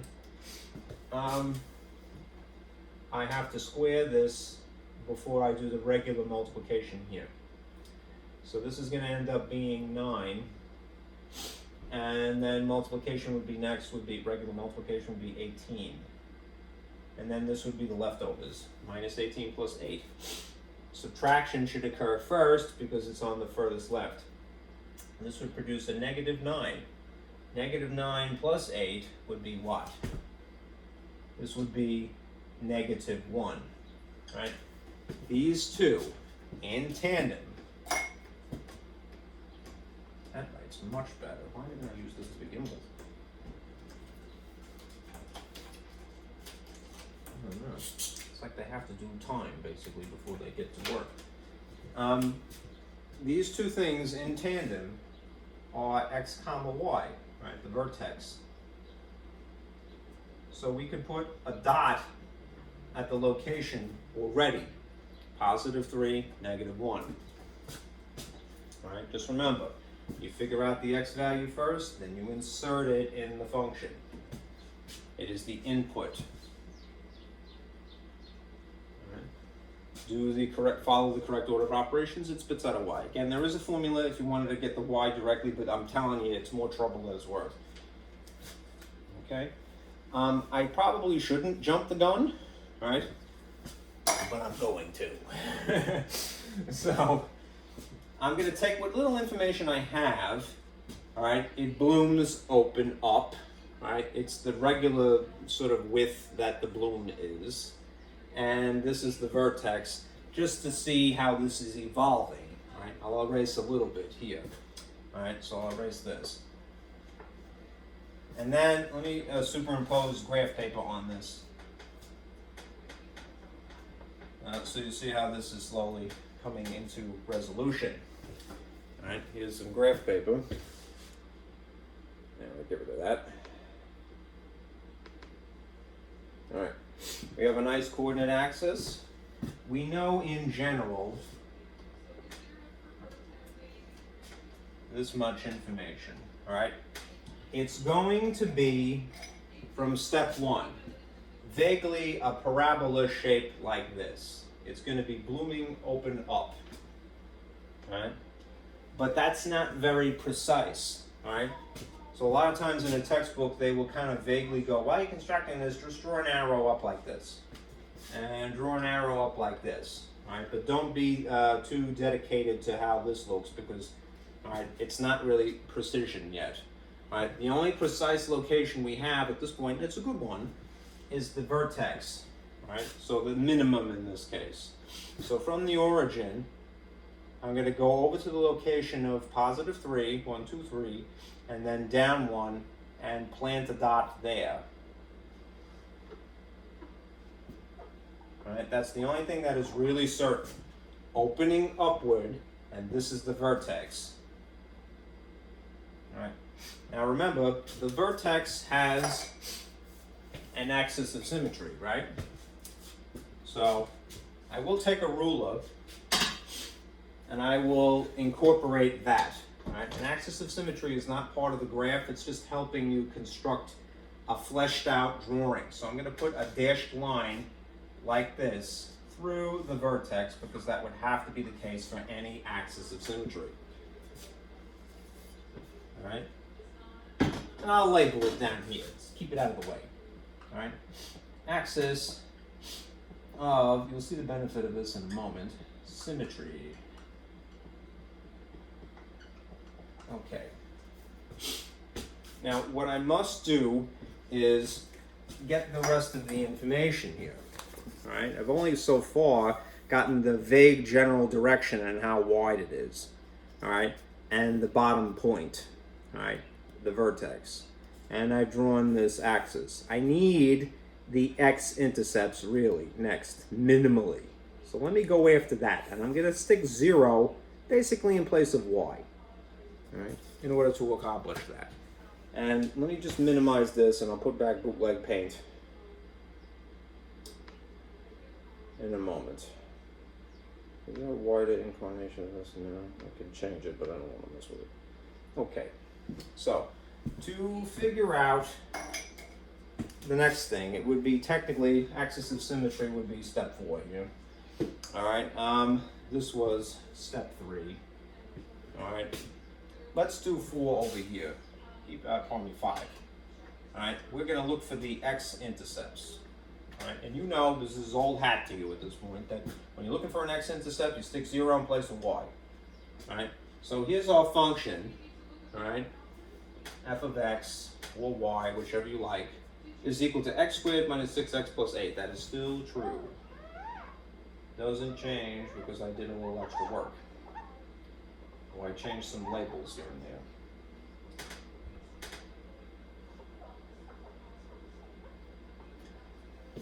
Alright, so if this is, instead of f of x, I'm going to call this y. That was really my original labeling anyhow. I'm going to do what I always do. I'm going to stick 0 where there's a y, which is the 0 would go here in respect of the equation, right?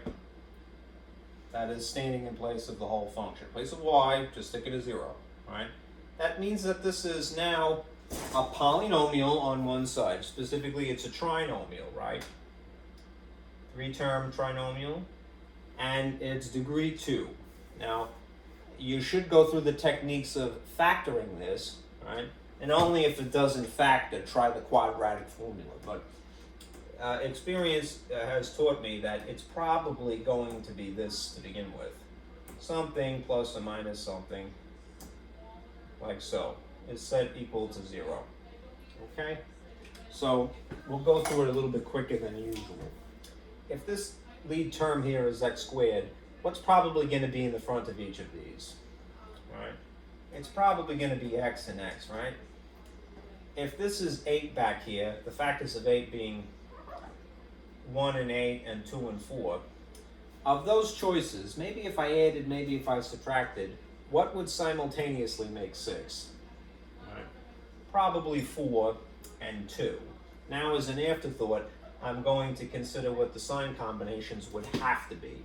All right? These are going to need to amplify. They're going to need to get bigger to grow from 2 and 4 to 6. Right? What causes things to get bigger? Adding or subtracting? Adding makes things bigger, right? What is the sign combination that causes adding in integers? All right? Both the same. So either going to be both positive or they're going to be both negative. You decide ultimately based upon what you have here. If you want the outcome to be negative, then they both have to be negatives here. Right? A negative plus a negative is a bigger negative. Simultaneously, a negative times a negative is a positive. This is factored. Right? Why did I factor it? Because when I'm solving, I can factor and then use the zero product rule. Right? Which says that, well, I could write a teeny tiny equation paying attention just to this chunk, and then a second teeny tiny equation paying just attention to this chunk. X minus 2, maybe this is equal to 0. Simultaneously, x minus 4, maybe this is equal to 0. And then solve these independently of each other. And I'll figure out what x is, right? Which is really the whole point of the exercise. If I want to solve this x, I would move 2 by adding to justify moving it. And if I wanted to solve for this x, I would move 4, which I would justify moving by adding 4. Right? What is the x value in this particular case? There's a cancellation effect. X is equal to positive 2. Right? There's a cancellation effect. X in this instance would be positive 4. All right. Now, I solved this quadratic by inserting a 0 in place of y. All right. That's why there's a 0 here. I then factored it because to solve quadratics, that's a technique that I have. All right. And then I took advantage of the zero product rule, which again is giving a name to something that you intuitively know. 0 times anything is 0.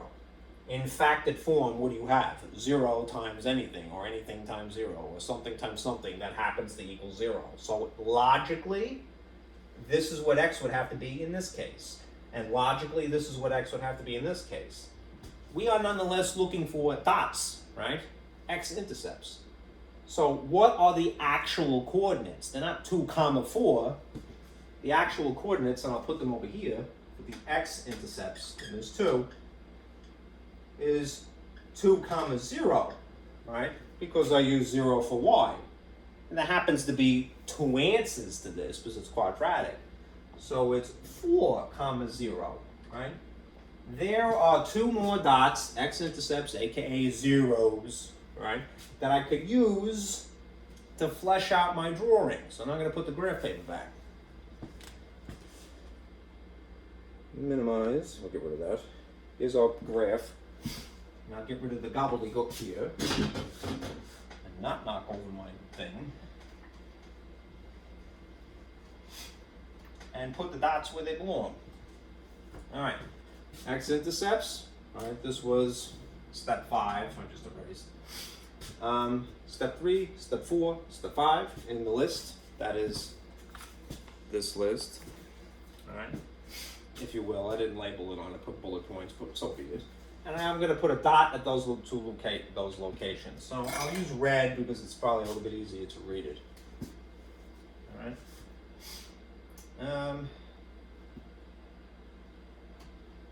And I'll get rid of some of this stuff because it's also unnecessary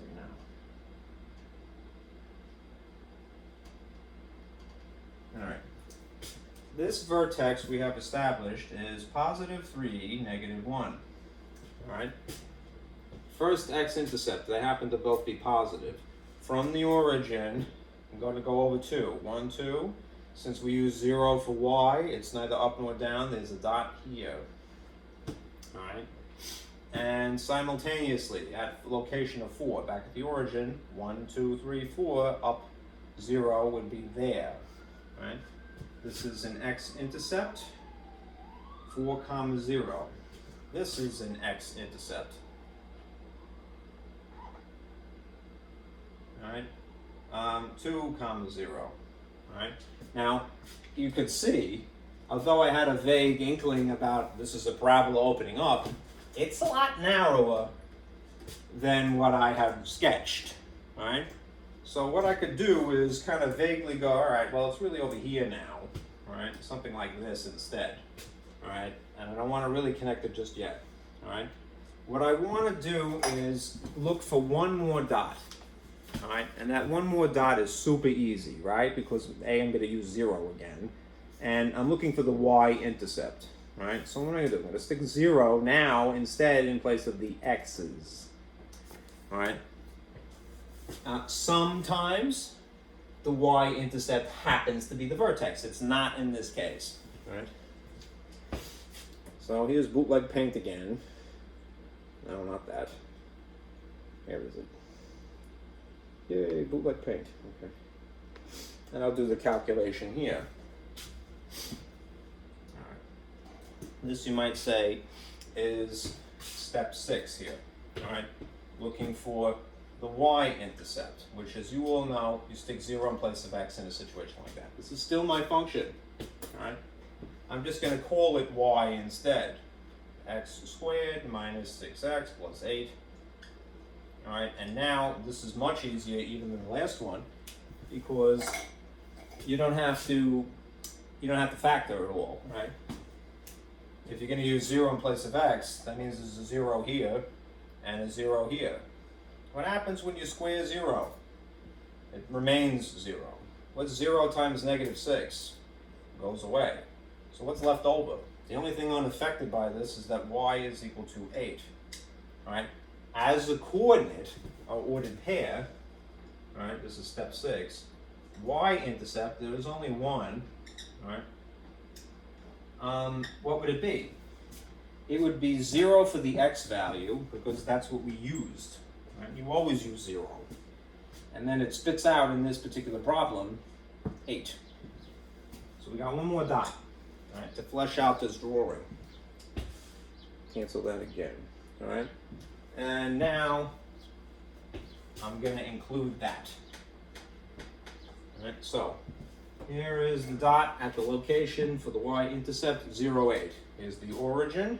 0 is neither here nor there. It's neither left nor right, but it is up 8. So 1, 2, 3, 4, 5, 6, 7, 8.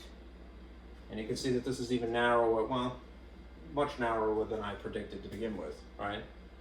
So this is a y-intercept, right, at the location of 0, 8. You don't have to label it, but I think it helps, right? Now here's the last thing, and it's the reason why I bothered to draw this axis of symmetry and why I drew this on graph paper. I'm going to erase this because it's a little distracting, all right? And this is really out of whack, so we don't even need that and that anymore. If I want to get as close, as precise a graph as I could possibly, I do it on graph paper, all right? And I have this axis of symmetry that goes 100% of the time, it always goes through the vertex point, right? How far from the axis of symmetry to this dot do I have to go this way, all right? 3 blocks, right, to get to the y-intercept.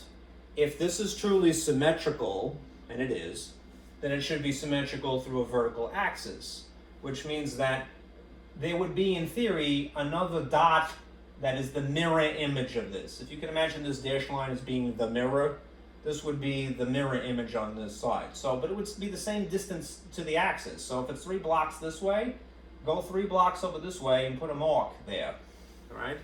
Now you have everything, all right?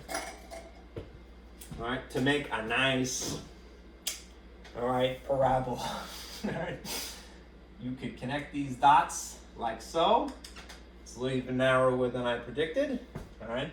And connect these dots like so through that extra point, all right? This is the mirror dot, if you will, all right? It's the mirror of the y-intercept, all right? Axis of symmetry helps you, and that's the picture, all right? I'm sorry, this is a little faint. All right, maybe this new black marker will be more persuasive here. All right, you have this as your graph.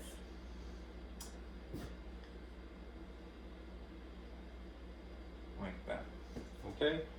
A narrow parabola. It's not narrower than normal, all right, because it has a lead coefficient of 1, that's positive, all right? But it's narrower than what I originally predicted, right? I just did a vague idea, like, all right, it opens up. All right, that's that. Okay. All right, let me give you one more thing about parabolas, and then we're done with parabolas. And we'll shift over to probably exponentials. All right, so we're at 2 hours now. Let's turn the lights back on.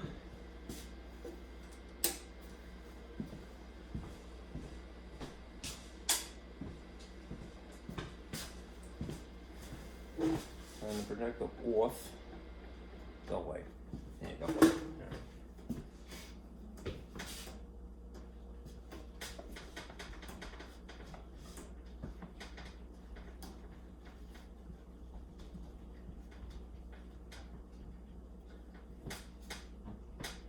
All right.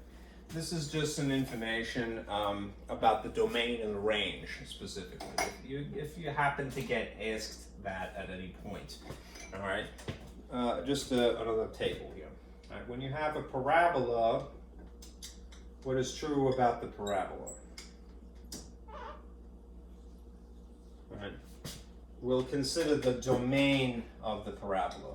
This one's definitely dying. All right, and then its range at the same time. It's giving up the ghost here.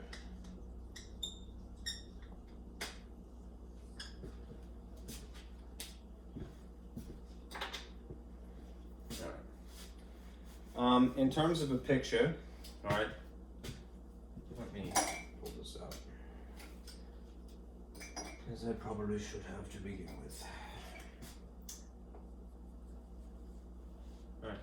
We know that the parabolas could either be blooming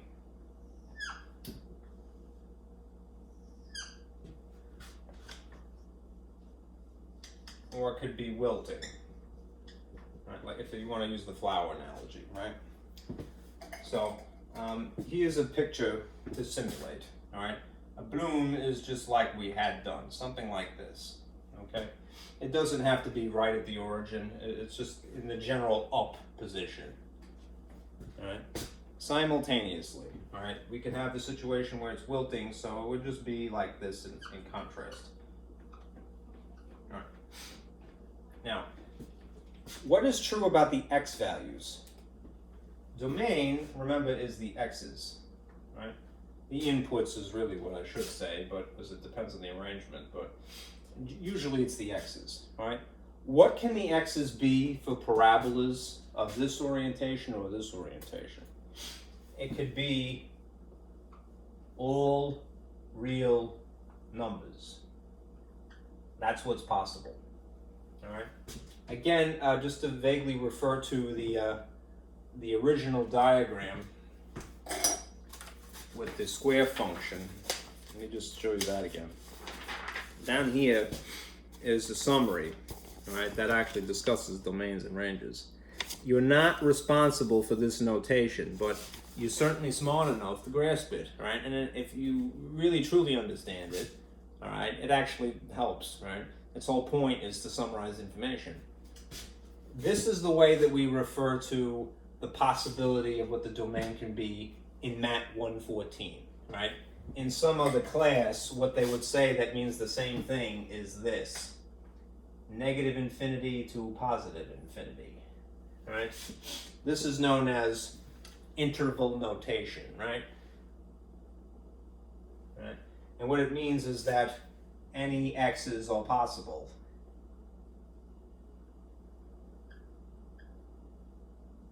The arrows on the parabolas kind of imply that, because as you head this way, right, in the x direction, notice that it's just it's curving. I mean, it's stretching a little bit more and more, but it's curving outward, all right?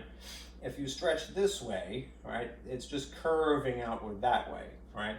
The x's could be anything in the right direction or the left direction. So you might say Gatsby are, you know, all real numbers, right, for the domain. When it comes to the range, it's a little bit more confined, all right?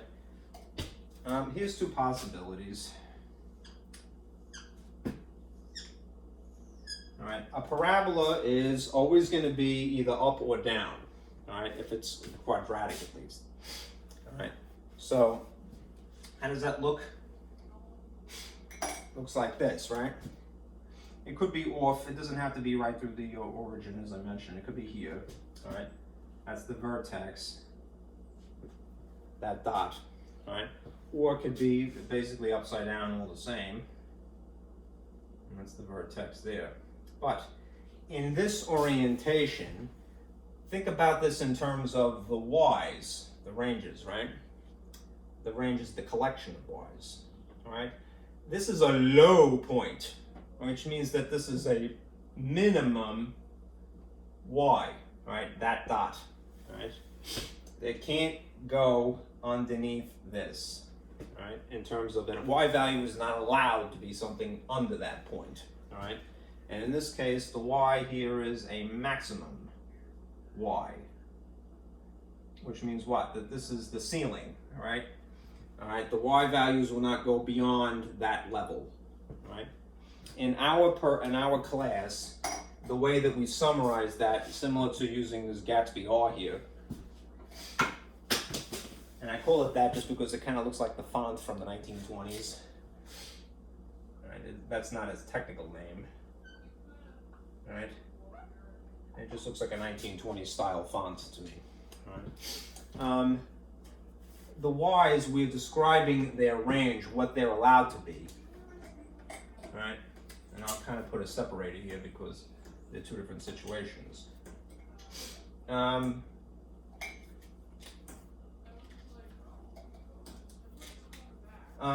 The range is, in this case, y can only be something greater than or equal to the minimum.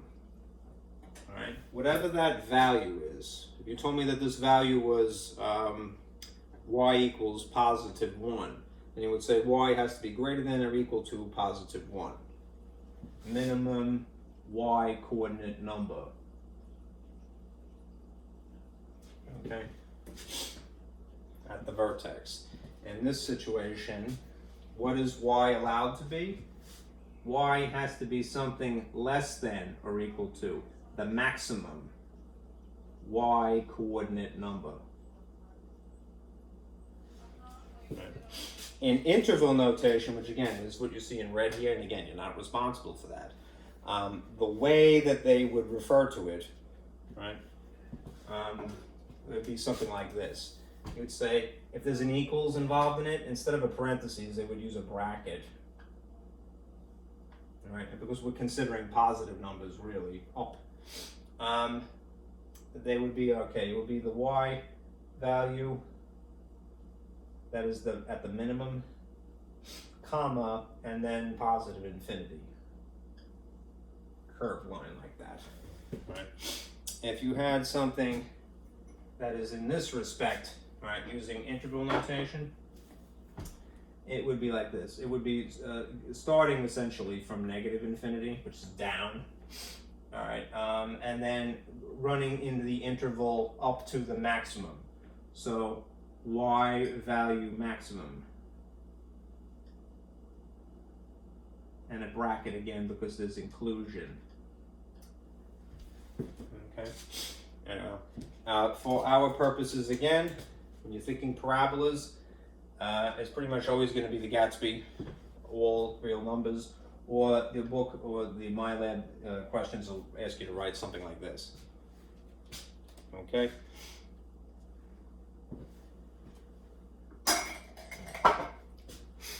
Let's see.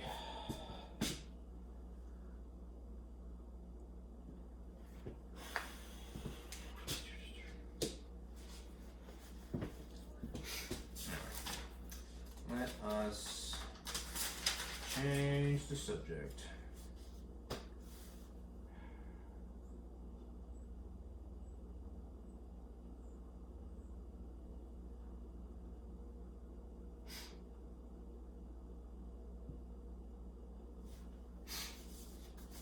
I'm a little worried that I didn't do enough functions, so I'm gonna, out of guilt, I'm gonna show you something really quick. All right. Here's the other word problem before I move on, which is kind of interesting historically. Let me erase this because I need the space. I'm going to show you how to do this.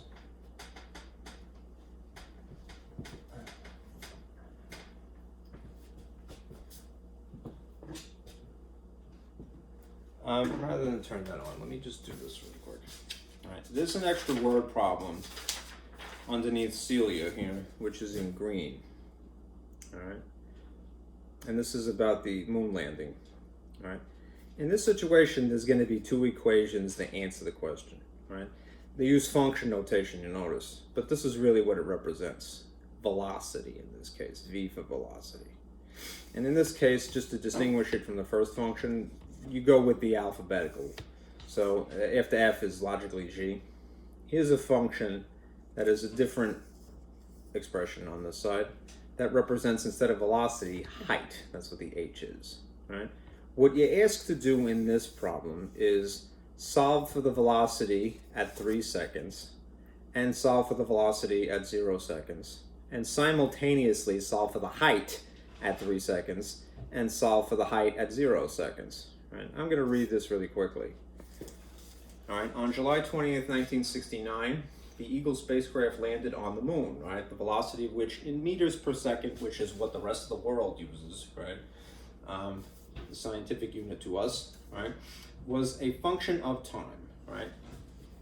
All right, and it's given by this. So if you're going to do this example, all right, strategically, maybe do this. We're going to calculate velocity, and we're going to calculate height. All right, and we're going to use two different functions, essentially two different equations, formulas for those purposes. Right? It just so happens that they gave us two situations to examine. So make a sort of a cut-up board here into fours. This is just terribly scribbled here. Okay. Here is the function for velocity. I'll put it in blue. It's a function of time, so instead of x, they opt for the letter t. Right? And then it is this, 3.2 times the time that's quoted to you, right? Plus less than half of a second, it looks like, 0.45. Right? In this situation over here, the height equation, weirdly abbreviated g, right, can also be calculated using time as the input. So they're using t instead of x again. All right, and this is 1.6 t squared, right, plus a little bit more complicated, half a second times an additional t here. So squaring and multiplying, and then just multiplying in this case. This is a position equation, right, and this is a derivative of that, which is basically a speed, right, a velocity. Right. Anyhow, in this situation, right, you're going to calculate the velocity when time is equal to 3 seconds. And also here. And then you're going to calculate the height when you're at 3 seconds. And then later, when the thing is practically landed, at time 0, this would be at t 0 seconds. Right? All of this, the purpose of this problem is to get you acquainted with function notation, which again is only a labeling system as an alternative that is specifying what the input value is. So if they're telling you that t is 3, in the first instance, you're going to stick a 3 wherever you see a t. All right? And in the second instance, you're going to put a 0 wherever you see a t. All right? Over here, essentially the same thing. It's going to be g with a 3, and this is going to be g with a 0. Right? And we'll calculate, this is a little bit funky, these outcomes. Right? If you put 3 in place of t in the actual guts of the problem, that is the right side here, you're just going to stick a 3 in here, multiply, and add. Right? If you're sticking a 3 in place of this, all right, I really shouldn't have done that, but it's true, that's where it goes. All right. Then you're sticking a 3 here and a 3 there. And you follow the correct order of operations. Right? In this case, you put a 0 instead. Right? And in this case, you put a 0 instead. All right? And what you should get is this, just to get through it. All right? So I'll give you the solutions. All right. This is standing again in place of velocity, and height. It's just different labeling. All right. And what you get for this first one, it should be 10.05 meters per second. Right. Instead of miles per hour, the scientific unit would be meters per second. And M is meters, of course. All right. And in this case, the height would be something like 15.75 meters. At 0, this sounds a little counterintuitive, of course, it would be 0.45 meters per second. Right? And then for that reason, there'll be a force there, a momentum. And in this instance, this will be 0, which is totally intuitive, right? When something lands, all right, where is it located? At 0, technically. Don't be worried about these abbreviations. They're just units, meters. I'm spelling it, I'm sorry, the American way, which is off last, all right, meters. All right, and this is the abbreviation for meters per second, a conversion factor. otherwise, if you wrote it sort of vertically, it would be meters over seconds, like miles per hour. Line is per. Okay, those are the figures. Almost 10, well, a little bit bigger, almost a half, almost 16, 0. Okay. Now, the really new stuff is the exponential. And that requires another diagram. And I'll do that. Okay.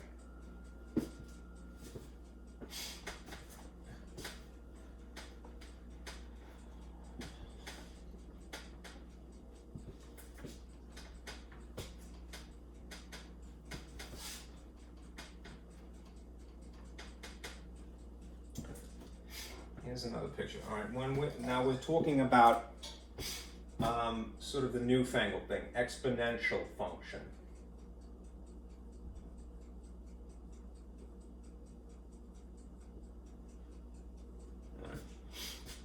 There will be, again, some alternatives, so I'm going to do this as I like to do.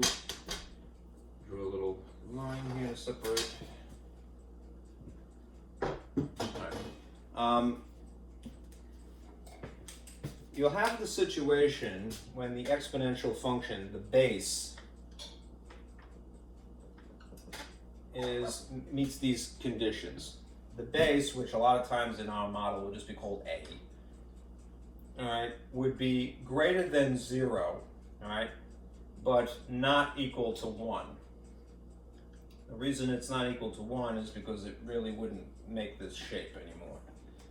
Right? If you looked at the graph is a peculiar curve upward usually, right? Well, if you made the base 1, it isn't going to look like that. Right? It wouldn't be exponential anymore. All right. An alternative is this situation, right? And it's probably the more popular of the two, I suppose. When the base is specifically e. Right? In this case, the base is basically some constant, right? Not specifically, right? In this case, the base is the e, the bottom of the thing that has an exponent. This is referred to as specifically, right, Euler's number. Euler's constant. Euler's number, same difference. All right, but it's called Euler's number in honor of the person who basically, I wouldn't say there's in the history of math, there's a Bernoulli is a person who's important. And Bernoulli probably was the least aware of this, right? But it's more famously named after Euler, who he got a greater precision of the digits, basically. It is an example of an irrational number.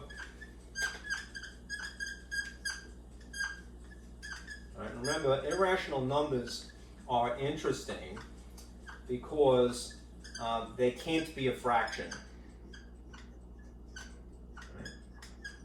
They really cannot be written in the style of a fraction. And famously, all right, everybody knows this one. There's pi, right? Pi, we have ever-increasing precision of digits, right?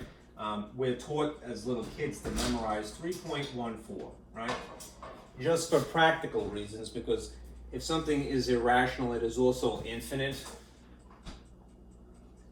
And the reason it can't be written as a fraction is because it's not following any obvious pattern. It's not like 0.33333 into infinity. 0.3 repeating is 1/3, right? 1 divided by 3 is 0.3 forever, right? But pi is seemingly, not really, you know, it is what it is, all right? 3.14159 something into infinity, all right? So I'm just going to put, you know, some ellipse marks here to indicate that there's something after it, right? And everybody knows this one, right? Right? Where does it come from? It comes from geometry, right? One of the oldest forms of math, right? Even the Egyptians, all right, were well acquainted with the subject of geometry, all right? The Greeks, Archimedes, for example, had a pretty good approximation for pi, right? But even he, I want to say, was probably using a fraction, right? Anyhow, E is a little bit further down the pike in terms of time, right? Euler's number is just another example of one of these, superstars of math, to borrow a phrase. I really love that expression because it kind of emphasizes how important it is. The irrational numbers, right? E is 2.71, and I never remember the rest of it because I'm a jerk. All right, 2.71, 8.2, 8.1, I think, is something after that. Some people spend their lives memorizing pi. I should memorize E, but I never did. There it is. 2.718281, something after it. Here's some ellipses to indicate that. All right. Again, notice that it is a seemingly random sequence of digits. All right. It cannot be expressed as a fraction, insofar as we know. All right. But it is an important number. All right. All irrational numbers are very important. They, again, the borrow phrase, the superstars of math. I really love that expression. All right. I didn't coin that. That came from somebody far smarter than me. All right. Anyhow, for our purposes, just like we're taught to sort of memorize, that, pi is 3.14. If for whatever reason you need to incorporate E as part of a calculation, it often gets rounded. So what you'll see is an approximate is 2.7183, right? That's pretty much the front of it that you're using, right? How come? Because again, it's infinite. And if you had to involve it in a calculation, you can multiply something forever and never finish, all right? Anyhow, pi comes from geometry, all right? E comes from finance. Again, this occurs later in history, all right? Geometry is ancient math, right? This is ancient. Right? The concept has been the precision of pi that we have gets better and better with every computer that we develop, right? But, all right, geometry as a subject is ancient math, right? And they had some inkling of pi way back when, right? Finance is from around the 1600s, Euler lived about that time, all right? Anyhow, this is very important because it is really one of the basis of calculus, all right? So a calculus that is taught from the perspective of E, all right, is probably a little bit easier to deal with, all right? Anyhow, anybody can handle calculus. Don't let anybody talk you out of it, right? Only bad teachers would say, oh, this is just for me and not for you, all right? Don't be like that, all right? Anyhow, this comes from finance, all right? Basically, it's interest formula. All right. Another fun factoid here. Now, what would the models look like? Because this is really what's important, right? The model that we're going to use, that you will see, at least as it's written in your textbook, would look something in function notation. So it'd be like this. P is in population usually because this has to do with growth. It doesn't have to be that letter, but it often is. Right? P is a function of t. Right? The function p of x is equal to p with a subscript 0, which is known as naught. Right? It's a funny way. It's sort of an older-fashioned way of saying 0, not to insult anyone. All right. Times. All right. I'm going to put this in a different color just to emphasize that the actual base. And then the base has some features here that, since this is referring to something that is an exponent, there'll be a little superscript that is a little bit higher up, right? It'll be the actual variable, t, for time, and then sometimes an extra constant tacked onto it, so a little k, say, for example. K is a constant, all right? More of a Germanic way of referring to constant rather than the letter C. Okay, so let's just remind you of a couple of things. All right, what is P naught? All right, that is the original amount of something. All right? Whatever the problem, all right? A is the actual base number, whatever it is. Could be 2, could be something that's not 1, and generally a positive. K is a constant, all right? Some constant unique to the problem, all right? And T is time. That's logical, right? Time is usually in years, by the way. That's the actual variable. Notice it's the input in this case. Now, the model in this situation, when the base is specifically Euler's number, all right, is just tweaked ever so slightly, right? You'll see this, all right? P of the function of time is still naught, all right? But there's an E here instead of just an A value, right? And then there's the other features around it. So there's time, I'll put this in superscript here. And then again, some constant is next to it. K, right? Unique to the problem, right?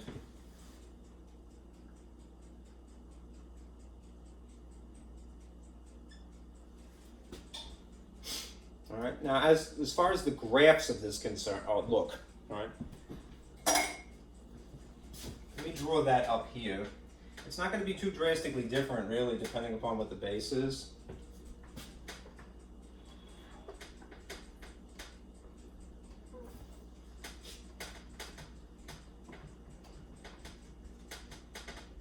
All right. But here's what the picture might look like. All right. And you have this on that handout.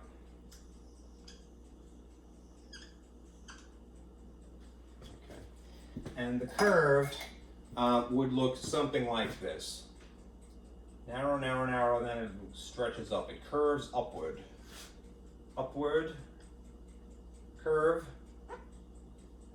is referred to as growth. All right? Exponential growth. All right? In this instance, when they have an E here, they call this natural exponential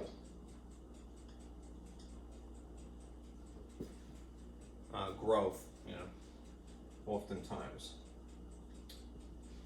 Right? This is just, you know, exponential growth.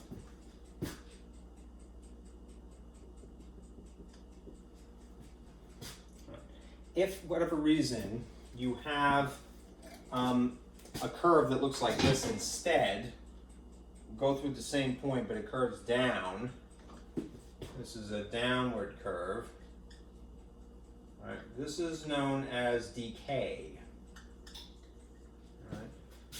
Interestingly, unless the graphs are more complicated than just the simple models that I have here, the point here where the curves cross the y-axis, right? At least to start with, all right, it's going to be 0, 1. All right. It'll be a little bit narrower, sort of a little bit more steep, if you will, this way, all right, depending upon what is actually the base here. All right. In theory, this is another situation where there's an asymptote. You're not really responsible for that. I don't even remember them mentioning that in your textbook, but that is often illustrated as a dashed horizontal line like this, right? A horizontal asymptote, which you can think of as being essentially, it's not part of the graph, it's an imaginary boundary. If something is truly behaving in a way that would be classified as exponential growth or natural exponential growth or exponential decay or natural exponential decay, right? Then it's really quadrant 2 and quadrant 1 that is your frame of view, all right?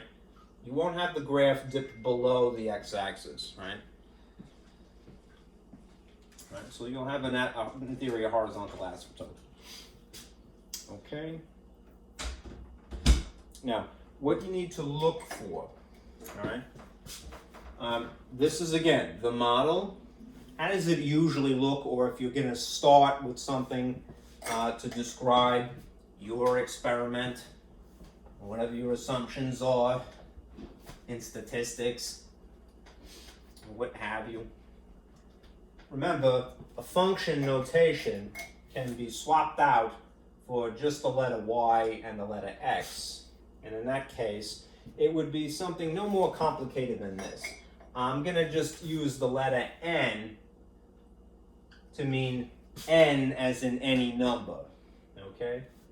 And then there's going to be a variable here that's in superscript. There could be a constant sitting in front of it, and in theory, there could be a constant attached to it here, right? But these are really the key features. What the base is, whatever number that is that you choose, not 1, all right, and really greater than 0. That's the variable, the input, and this is the output, right? If it happens to be positive, right, then what that means is that this is going to be growth again. Meaning that reading it from left to right, it's a curve upward, right? If on the other hand, you have something like this, I'll just write it in between here, y is equal to n, and then you have a negative x as the superscript. All right, what you would get in a situation like that would be a decay, right? That's not to conflate that with this thing that is written above it here. I'm just running out of space, right? So you see a positive exponent, probably going to be growth. You see a negative exponent, it's probably going to be curving down. It's a decay in that case, all right? This is useful because there's many things in science, in nature, I should say, and in ordinary life that simulate this kind of a graph, right? They are described by that mathematical model or that one, right? Population growth, which is why they use the letter P, right? Because it's population. Population of what? People, bacteria, what have you, right? Population increases in this non-linear way, curves upward like this. Right? When we're talking about decay, that's kind of useful when we're talking about, I shouldn't say kind of, it is. It's useful when we talk about radioactive decay, you know, something like that. Let's do some examples, all right, to get your feet wet. And to that end, there are 2 word problems in here. Here's carbon dating. This is interesting stuff, I feel. Let me turn this off, and I'll pull up the slide here.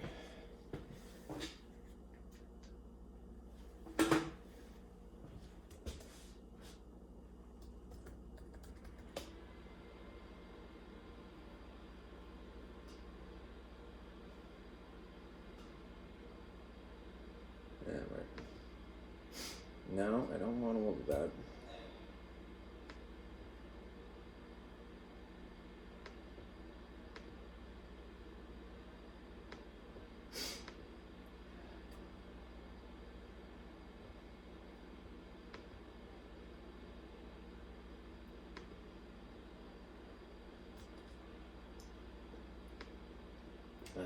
That's so annoying. Come on. Nope, I don't want all of that.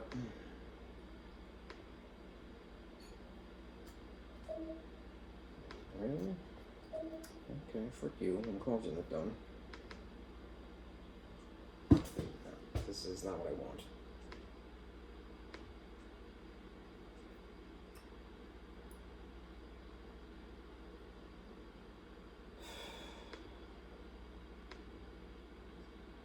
That one.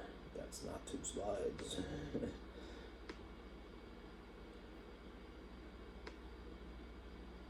No, that's not what I want.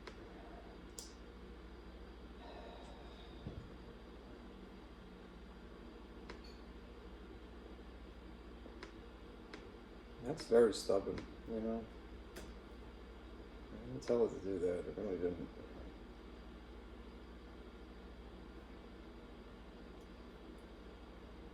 that's good enough.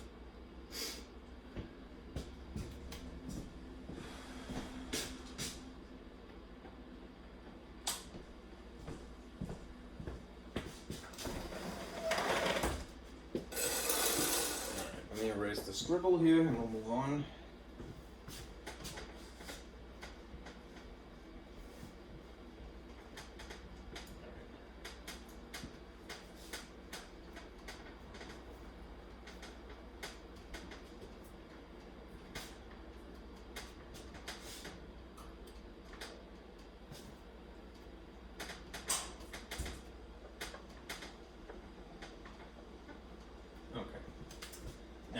This is another example of basically you're just getting acquainted with this formula that's unique to this problem. You can see it's an adapted version of this. Right? We are familiar with P as a function of time is equal to P naught A and then T with a K attached to it. All right? This is almost the same thing except that it's adapted to this particular problem. So don't be intimidated. All right? Let's emphasize some key features here. All right, carbon dating is used by scientists to estimate the age of a fossil. Right. All right. One version of the dating formula is this, right? The carbon dating formula. Right. Arranged in this way. All right, where P naught, that constant that would be there, represents the original amount of carbon-14. All right. Carbon-14 is a naturally radioactive form of carbon. All right. Although when something is alive, basically it ingests carbon-14, not really consciously, of course, none of us do. All right. And it constantly gets replenished as the organism is alive. All right. Then eventually an organism dies, right? We're all mortal, right? P, as a function of time, T, represents the amount of carbon-14 present at the time that the bone or whatever the fossil is being analyzed. So many years, T, since the organism died, presumably. All right. Now here are the conditions that are going to be described here. If 10 milligrams, so we need this number 10, of carbon-14 is present in the recently discovered bone, right? How many milligrams will be present in 3,000 years, right? This is a function of time, and notice that there is an actual variable of t here. All right. We are going to basically predict, all right, what the amount of carbon-14 will be in the future using this formula. All right, how many years? 3,000 years. All right. So if the P naught represents the original amount when we're running this, right, we're going to put 10 milligrams here, right? What is going to first be calculated is, in place of T, and there's a negative sign there, notice, is 3,000. So there's a fraction of 3,000 over 5,600, and it is a negative there, all right? That, if you were going to do this step by step, all right, you need to be careful, all right? Actually, one thing I neglected to mention is how to use a calculator in this regard. So maybe I will do that first, all right? Let me shift out of here and pull up bootleg paint again. This was like a white surface. Here we go. And let me remind you of a couple of things in terms of the calculator, all right? Do try to avoid rounding in the middle of the calculation. I know that sometimes it's very hard, all right? But if you are very careful with your calculator, you may notice that it has these parentheses here, and you appropriately include them when you're entering your figures, right? You can make it follow the order of operations correctly. If you don't do that, don't assume that it's going to spit out the correct number. Now, if you're working with a TI-30 calculator, which is the requirement of this particular class, right, there's two choices you have when you want to get to an exponent, right? You can either use this upward pointing arrow, which is, I believe, spelled caret. I don't know if that's the correct spelling, but it sounds like carrot, right? Like a diamond carrot, all right? I think it's carrot, right? maybe it's K, all right? Or if you're talking about base E things, all right, you can hit the second button, which is blue usually, like a lighter blue, and then the natural log button, which is LN, right? This engages E as a base. All right, let me turn the light on just to show you something really quickly. All right. Here's your calculator, all right, if you're using this. All right, and again, here's the caret symbol, this upward pointing arrow. If you say you wanted to enter any exponent that you'd like, all right, you can enter the base first. Let me turn it on. All right, 2 is my base. All right, hit this upward pointing arrow and then choose some other numbers. So like if you want 3, all right, you have base 2 with an exponent of 3. It's just a peculiar way of writing it. All right, and this should do the calculation when it's enter, which is equals, and it gives you 8. All right, there you go. If you wanted specifically to get base E, as I mentioned, you have to go through a key sequence here. All right, there's a lighter blue button that's second here. All right, so you would hit second, and then this is called natural log. All right, it's the inverse of the exponential function E here. So if you hit that, all right, you see it gives you a base E automatically, and then an open parentheses. That's just to figure out what would be the actual exponent. So if you wanted it to be 2, say for example, and you could be a good sport and close the parentheses, all right, this will give you the calculation, all right, 7.38 such and such. If you just wanted to figure out what E is, or at least have a high degree of precision, here's what it would be. E to the first, right, would be 1E as a base. And you can see it's quite vast, right? 2.71, 82, 81, 82, something after that. Okay? So that's how you use this if you need to. All right, now, in this particular problem, I'll put back the actual word problem for a moment here.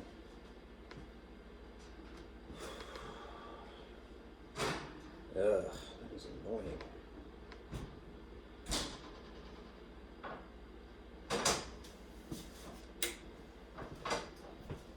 All right, we just have to borrow the information that is included here, namely the number 10, put it in the appropriate place, all right? Borrow the time that they're asking for, 3,000 years, put it in the appropriate place as well, all right?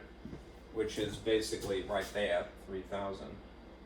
And then I would have you, just to make sure that you don't have a rounding off error, I would use a calculator. You're not going to do any algebra here. All of the work is on this side. All right.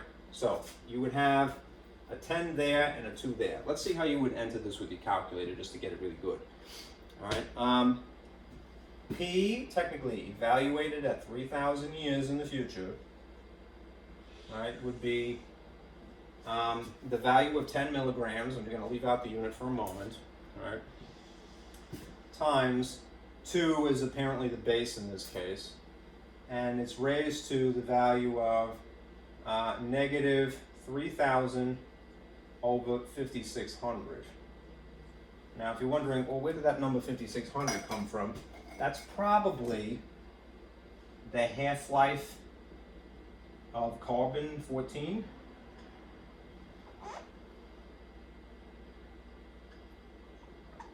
All right.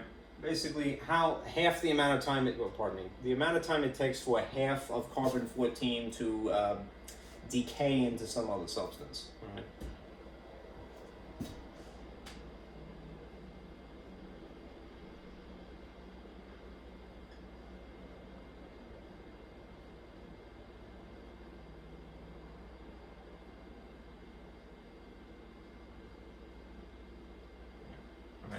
Half-life is the amount of time it takes for the mass of the substance to reduce by half. All right. Anyhow, when you're entering it, all right, I would be very anal. All right. If you're not putting parentheses here, and I would anyway, make sure that you put it around this 2. You don't want the calculator to be confused even. All right. When it's applying an exponent to this base. All right. The 3,000 and the 5,600 portion of this is in no way directly affecting the 10. It's affecting this 2 here. All right, so be careful. All right. Let me get this out of the way because it's a little distracting. getting tired now. Okay. Let's see. How would you enter this to make sure that you're careful here? Probably too much, right? But okay, is parentheses 10 encapsulated, multiplication x, it'll be an asterisk on your screen. 2, that button, right, the caret symbol, and then there's a negative button, right, so you would maybe enter that first, all right, and then use another parentheses, all right, 3,000 divided by 5,600, all right, that's probably overkill, but I'm trying to make sure that there isn't an error, all right, so let me turn on this again, and I'll type this, right, to verify. 2. Okay, so far you see, all right, 10 in parentheses just to identify it as the original amount of the substance, milligrams, 10 milligrams, times 2, that's the base. All right, upward pointing arrow. There's a button down here that's negative, see? Don't confuse this with a minus, it doesn't really like that. So here's minus, and then encapsulate 3,000 divided by 5,600, close parentheses. So you could scroll too on this calculator, it has arrows. Sorry if this is a little bit hard to see here. All right, so you see that this is 3,000 / 5,600 and they're encapsulated together. That means that the negative is going to affect whatever that outcome is, okay? This should be sufficient, all right? Now I'm gonna hit enter and we'll see what you get. Looks like it's backwards. 6.8, okay, good. All right, so you get the amount of this substance after 3,000 years would be equal to 6.898, and it's a decimal, 1 such and such. So you might say approximately 6.9 milligrams out of the original 10 milligrams, right?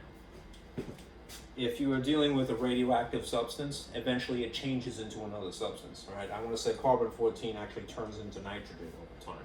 Anyhow, so you may start with 10 milligrams, but after radioactive decay, it reduces in mass, right? So the total amount of carbon-14, all right, is smaller than the original amount. The original amount being 10, you have 6.9, all right? About 3.1 grams less than what you started with after 3,000 years. Okay, it's interesting stuff. Let's see. All right.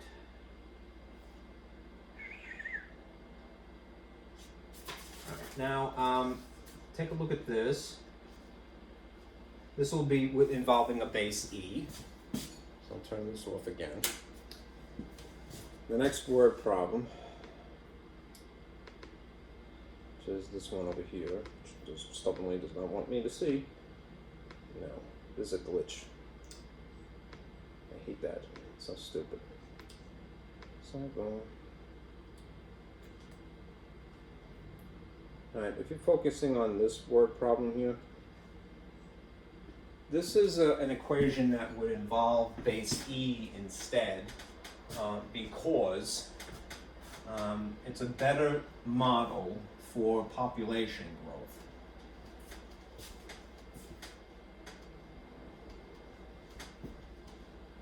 That's funny, I don't remember highlighting that. Alright, the world population in 2012 was about 7.046 billion people, alright? Assuming that the world population will continue to grow exponentially at a growth rate of 1.2%, alright, per year. The expected world population in billions of people T years after 2012 could be calculated by the formula, and it's obscured here. P of t is equal to 7.046, that's the original amount. Remember, this is P naught, the original population, the original amount of something. In millions, they're just abbreviating. All right, times base E, and there is the constant is this percentage that is quoted to you. This percentage is a rate, right? And if it was 1.2% increase, right, this is the decimal equivalent. Notice that they made the correction, right? A decimal of 1.2% is 0.012 as just a decimal, right? It's divided by 100, right? And then there's the t the t that is the actual input variable, right? Determine the expected world population in 2018. Now here we are in 2021. This is an old question, all right? Let us see what this model predicts it to be, all right? What do we have to do? We have to do one sort of vaguely insinuated step, all right? This is years from 2012 up to 2018, right? Because that's when it's actually the question was asking. How many years is actually between then and then? All right, it's 6 years, right? So the number that you're going to use is not the date; it's going to be 6. All right. And again, you do be careful when you're entering this. All right. I would, just because I'm always anal retentive and it serves me well in math world, is encapsulate this. All right, and then you hit your multiplication x, and then again you have to go through the key sequence if you're going to use base e of second, and then natural log if you want to get to e. All right, and then it's going to spit out the parentheses, so you don't really have to type it. But 0.012 times 6, right? So it looks like something like that is the key sequence. Right? Let me do that now. All right. And I'll just verify by pointing at it. Right. 4, 6. All right. Here is the original population. That is an expression of billions of people without having to put the extra zeros. All right. It's proportionate, so you don't have to worry. All right. Second, and then natural log. All right. And then it's 0.012 times 6. And it should look like that. All right. The parentheses shows up by itself automatically because it's a function installed in the calculator. Right? You hit equals, and you get this. It's in the same magnitude of billions of people. Right? The prediction here is this. It ends up being 7.5720, whatever decimals it is after the fact.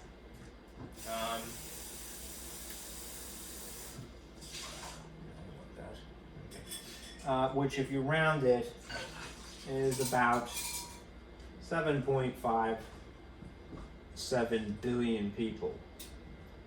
Now, just out of curiosity, I Googled this. Right? The model, this equation, this function, predicts that there would be that many people on Earth in the year 2018. According to Google, if that is a reliable source, and I assume that I didn't use some bobo.com, to verify this. All right. Google actually quoted the actual population as 7.59 billion. So that's pretty close. All right. Now, one of those people who didn't get counted, all right, might be a little offended, but which one of us is it? Who knows? All right. It's, as you can see, a pretty reliable model. All right. It's not drastically different here. 7.57, 7.59 billion. That's let's see, 20. Yeah, it's like 20 billion. 20 million people who didn't get included there. Sorry. All right, but it's not bad. All right, it's fairly reliable. And that the point of this question is really to just get you used to knowing that this is the exponent that you're using here.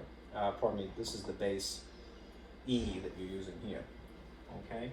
Now, as the last thing, because we're at 3 hours here, I just want to show you the brute force way of doing this one time. All right? You're not really required to do this, and if you want to stop the video right now, that's cool.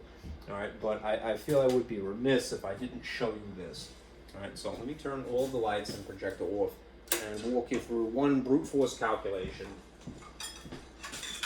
So you see how this evolves here.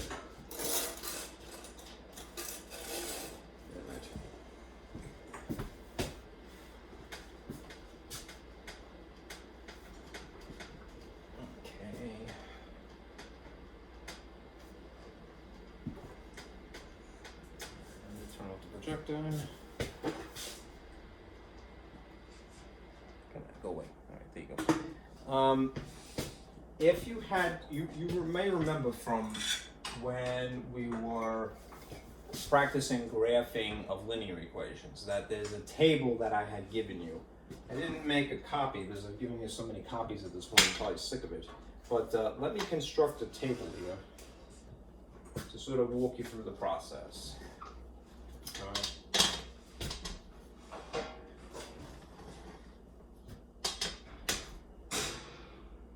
You'd probably not be expected to see this, but you will appreciate, I think, why the graph looks the way that it looks if you see it just as one time. As a heading, let's put this as input since we're talking about functions. And then I'll calculate the actual function here. And then the output will go here. And then as we'll put it together as a coordinate. Right? If you were given the task of graphing this function, y equals base of 1/2, right, with the exponent up here, right? And we use inputs at will that we choose, right? Remember, small numbers are just as good as large numbers, right? So we will definitely use 0, we will definitely use 1. But if we want a nice spread of negatives and positives, I'm going to start with -3. All right? That means that if the input is x, I'm going to stick -3 here in the calculation, which means that it'll be y is equal to 1/2 raised to a -1/3, a -3. Just as a side note, right? When you have, here's a little thought cloud here. When you have a negative number applied to something, the effect is not just the top and it's not just the bottom, it's both things, right? The negative specifically sets up a reciprocal. So what was the bottom will now be the top, and what was the top will now be the bottom in the case of a fraction. And then at that point you will have whatever the end values are, right? They'll be now positive if you make that adjustment, right? In this case, that means that this -3 would be applied as an exponent to the top and to the bottom, right? So that's 1 to the -3rd and 2 to the -3rd. Because they are negatives, right, they're going to switch 2 to the 3rd over 1 to the 3rd, right? That means that the top in this case is 2 times 2 times 2, which is 8, and the bottom is 1 times 1 times 1, which is 1. And overall, it's 8. So as a coordinate, it would be -3, 8. Right. What I would do, again, if you're going to do this brute force just to get a feel for it, all right, is again, use small numbers. You have the freedom to do that, right? All right, you're generating dots basically to see what the pattern is, right? Use -2, right? Use -1. 0, of course, and then to get a nice even spread, use 1 and 2 and 3 again. It'll be positive in this case. All right. If you substitute -2 in place, you'd have -2 sitting up here as an exponent. Right. The effect again is that this will be 1 squared over 2 squared, right? Which is 4 over 1. Which is really 4, and in tandem is -2, 4. Right? If you stick a -1 in here, the effect is that it's going to be, you're going to shift the position because of the negative. That's what it accomplishes. 2 to the 1 and 1 to the 2. 1 to the 1.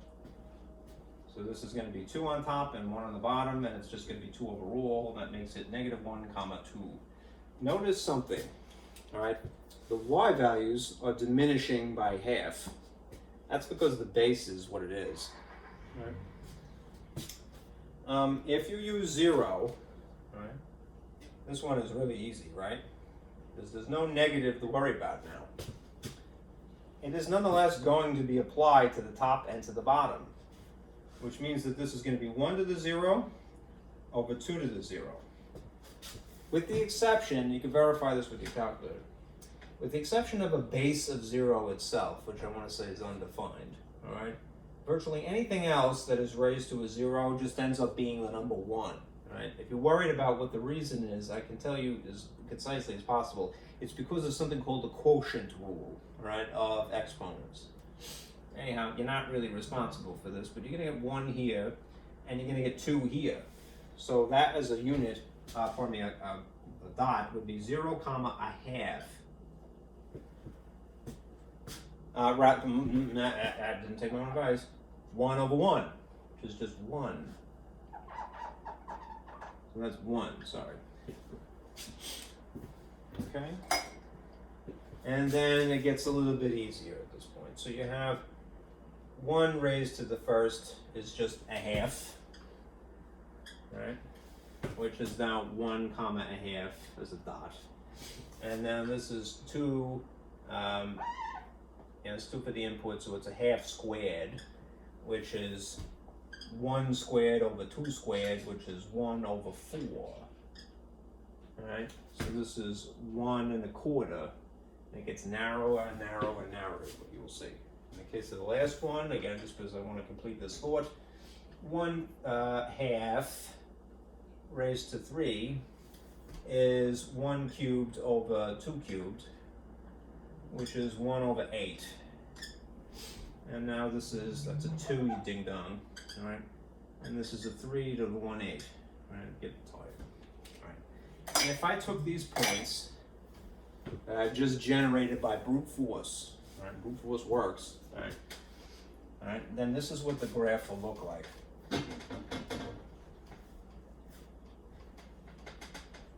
Normally, this is the kind of thing that comes up in Algebra 2 or in pre-calc or beyond. So you have a graphing calculator in those situations. So let me just spit this out and show you.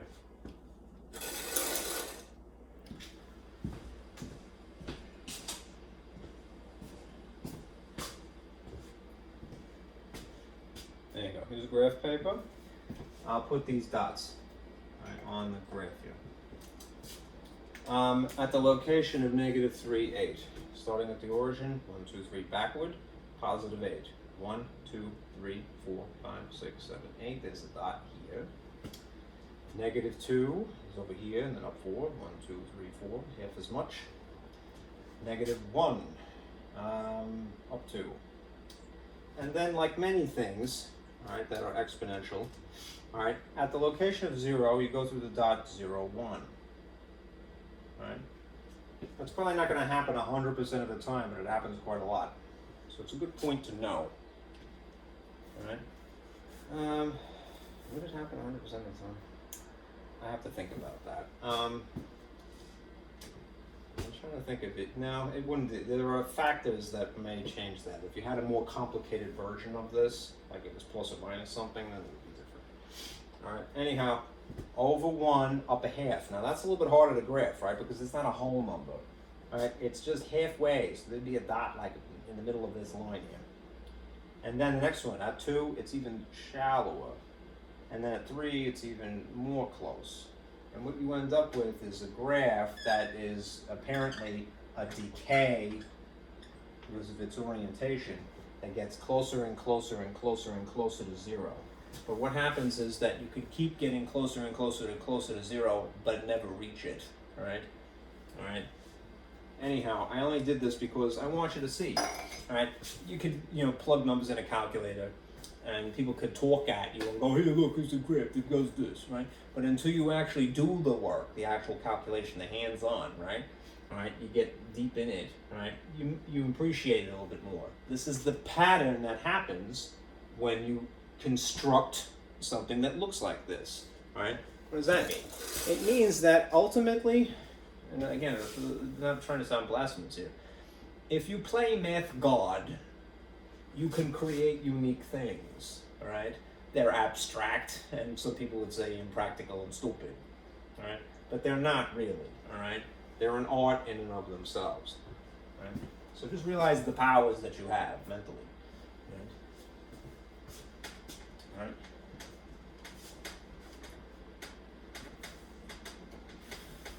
Alright, enough of this. We are done. This is 3 hours in. I'm gonna turn this off to save it. And just remind you, alright, this is for homework, alright, you wanna do section 610 in my lab. Now next week, if you're looking at the calendar, you'll notice that it's nearly March, right? So here we are on my calendar. And we just covered section 610, the end of February. March is over here, unfortunately. We have test number 1, all right? I'm going to give you test number 1 basically as a freebie, all right? And you'll notice that when I made the syllabus that I purposely made the homework count for a lot, right? I'm calling, you know, the homework, right? But its value is really on par with the test, right? Which is why I've been chasing after people and saying, please do your homework, because it's 50% of your grade. What I want you to do, especially if you haven't to this point, is finish your homework, all right? Because why? Where does real learning occur, right? Does learning occur at the last second of the semester when you have a final exam and you cram in information? No. It occurs when you take your time and you do the actual homework, right? When you have the experience, right? Not just having anxiety one day, right? So you notice that I made the homework. I made the tests not count for that much, all right? I made the homework count for 50% of your grade. So spend your time between now and Monday night, right? Doing what? Finishing your homework, right? Especially if you haven't started. This is a lot of stuff now, right? And I'm not moving it. You need to do it, all right? You have a month now, all right? So please do that, all right? As for the test itself, I made it already, all right? I'm gonna mail it to you on Monday so that you have it, all right? And then I'm gonna shoot a video on Monday explaining how to do the test, but I'm just giving it to you as a freebie, all right? I'm sorry, my glasses are falling off. All right, I'm giving it to you as a freebie. I don't want you to get distracted with the objective for the day, which is finish your homework, all right? The experience is where you learn, all right? And that counts more of your grade, okay? I'll just give you the points for the test, all right? On Monday, all right, test number 1, I'll mail to you. I'll mail and discuss, all right, the solutions. So you don't have to worry about it, all right, really. I would like you to look at it because I made it for a reason. I want you to basically think of it as a summary of what you ought to know at this point in the semester. That's really the point of the test number 1, okay? But do your homework because that will make you learn, okay? Thank you for listening for 3¼ hours. All right, have a nice weekend. All right, be careful out there.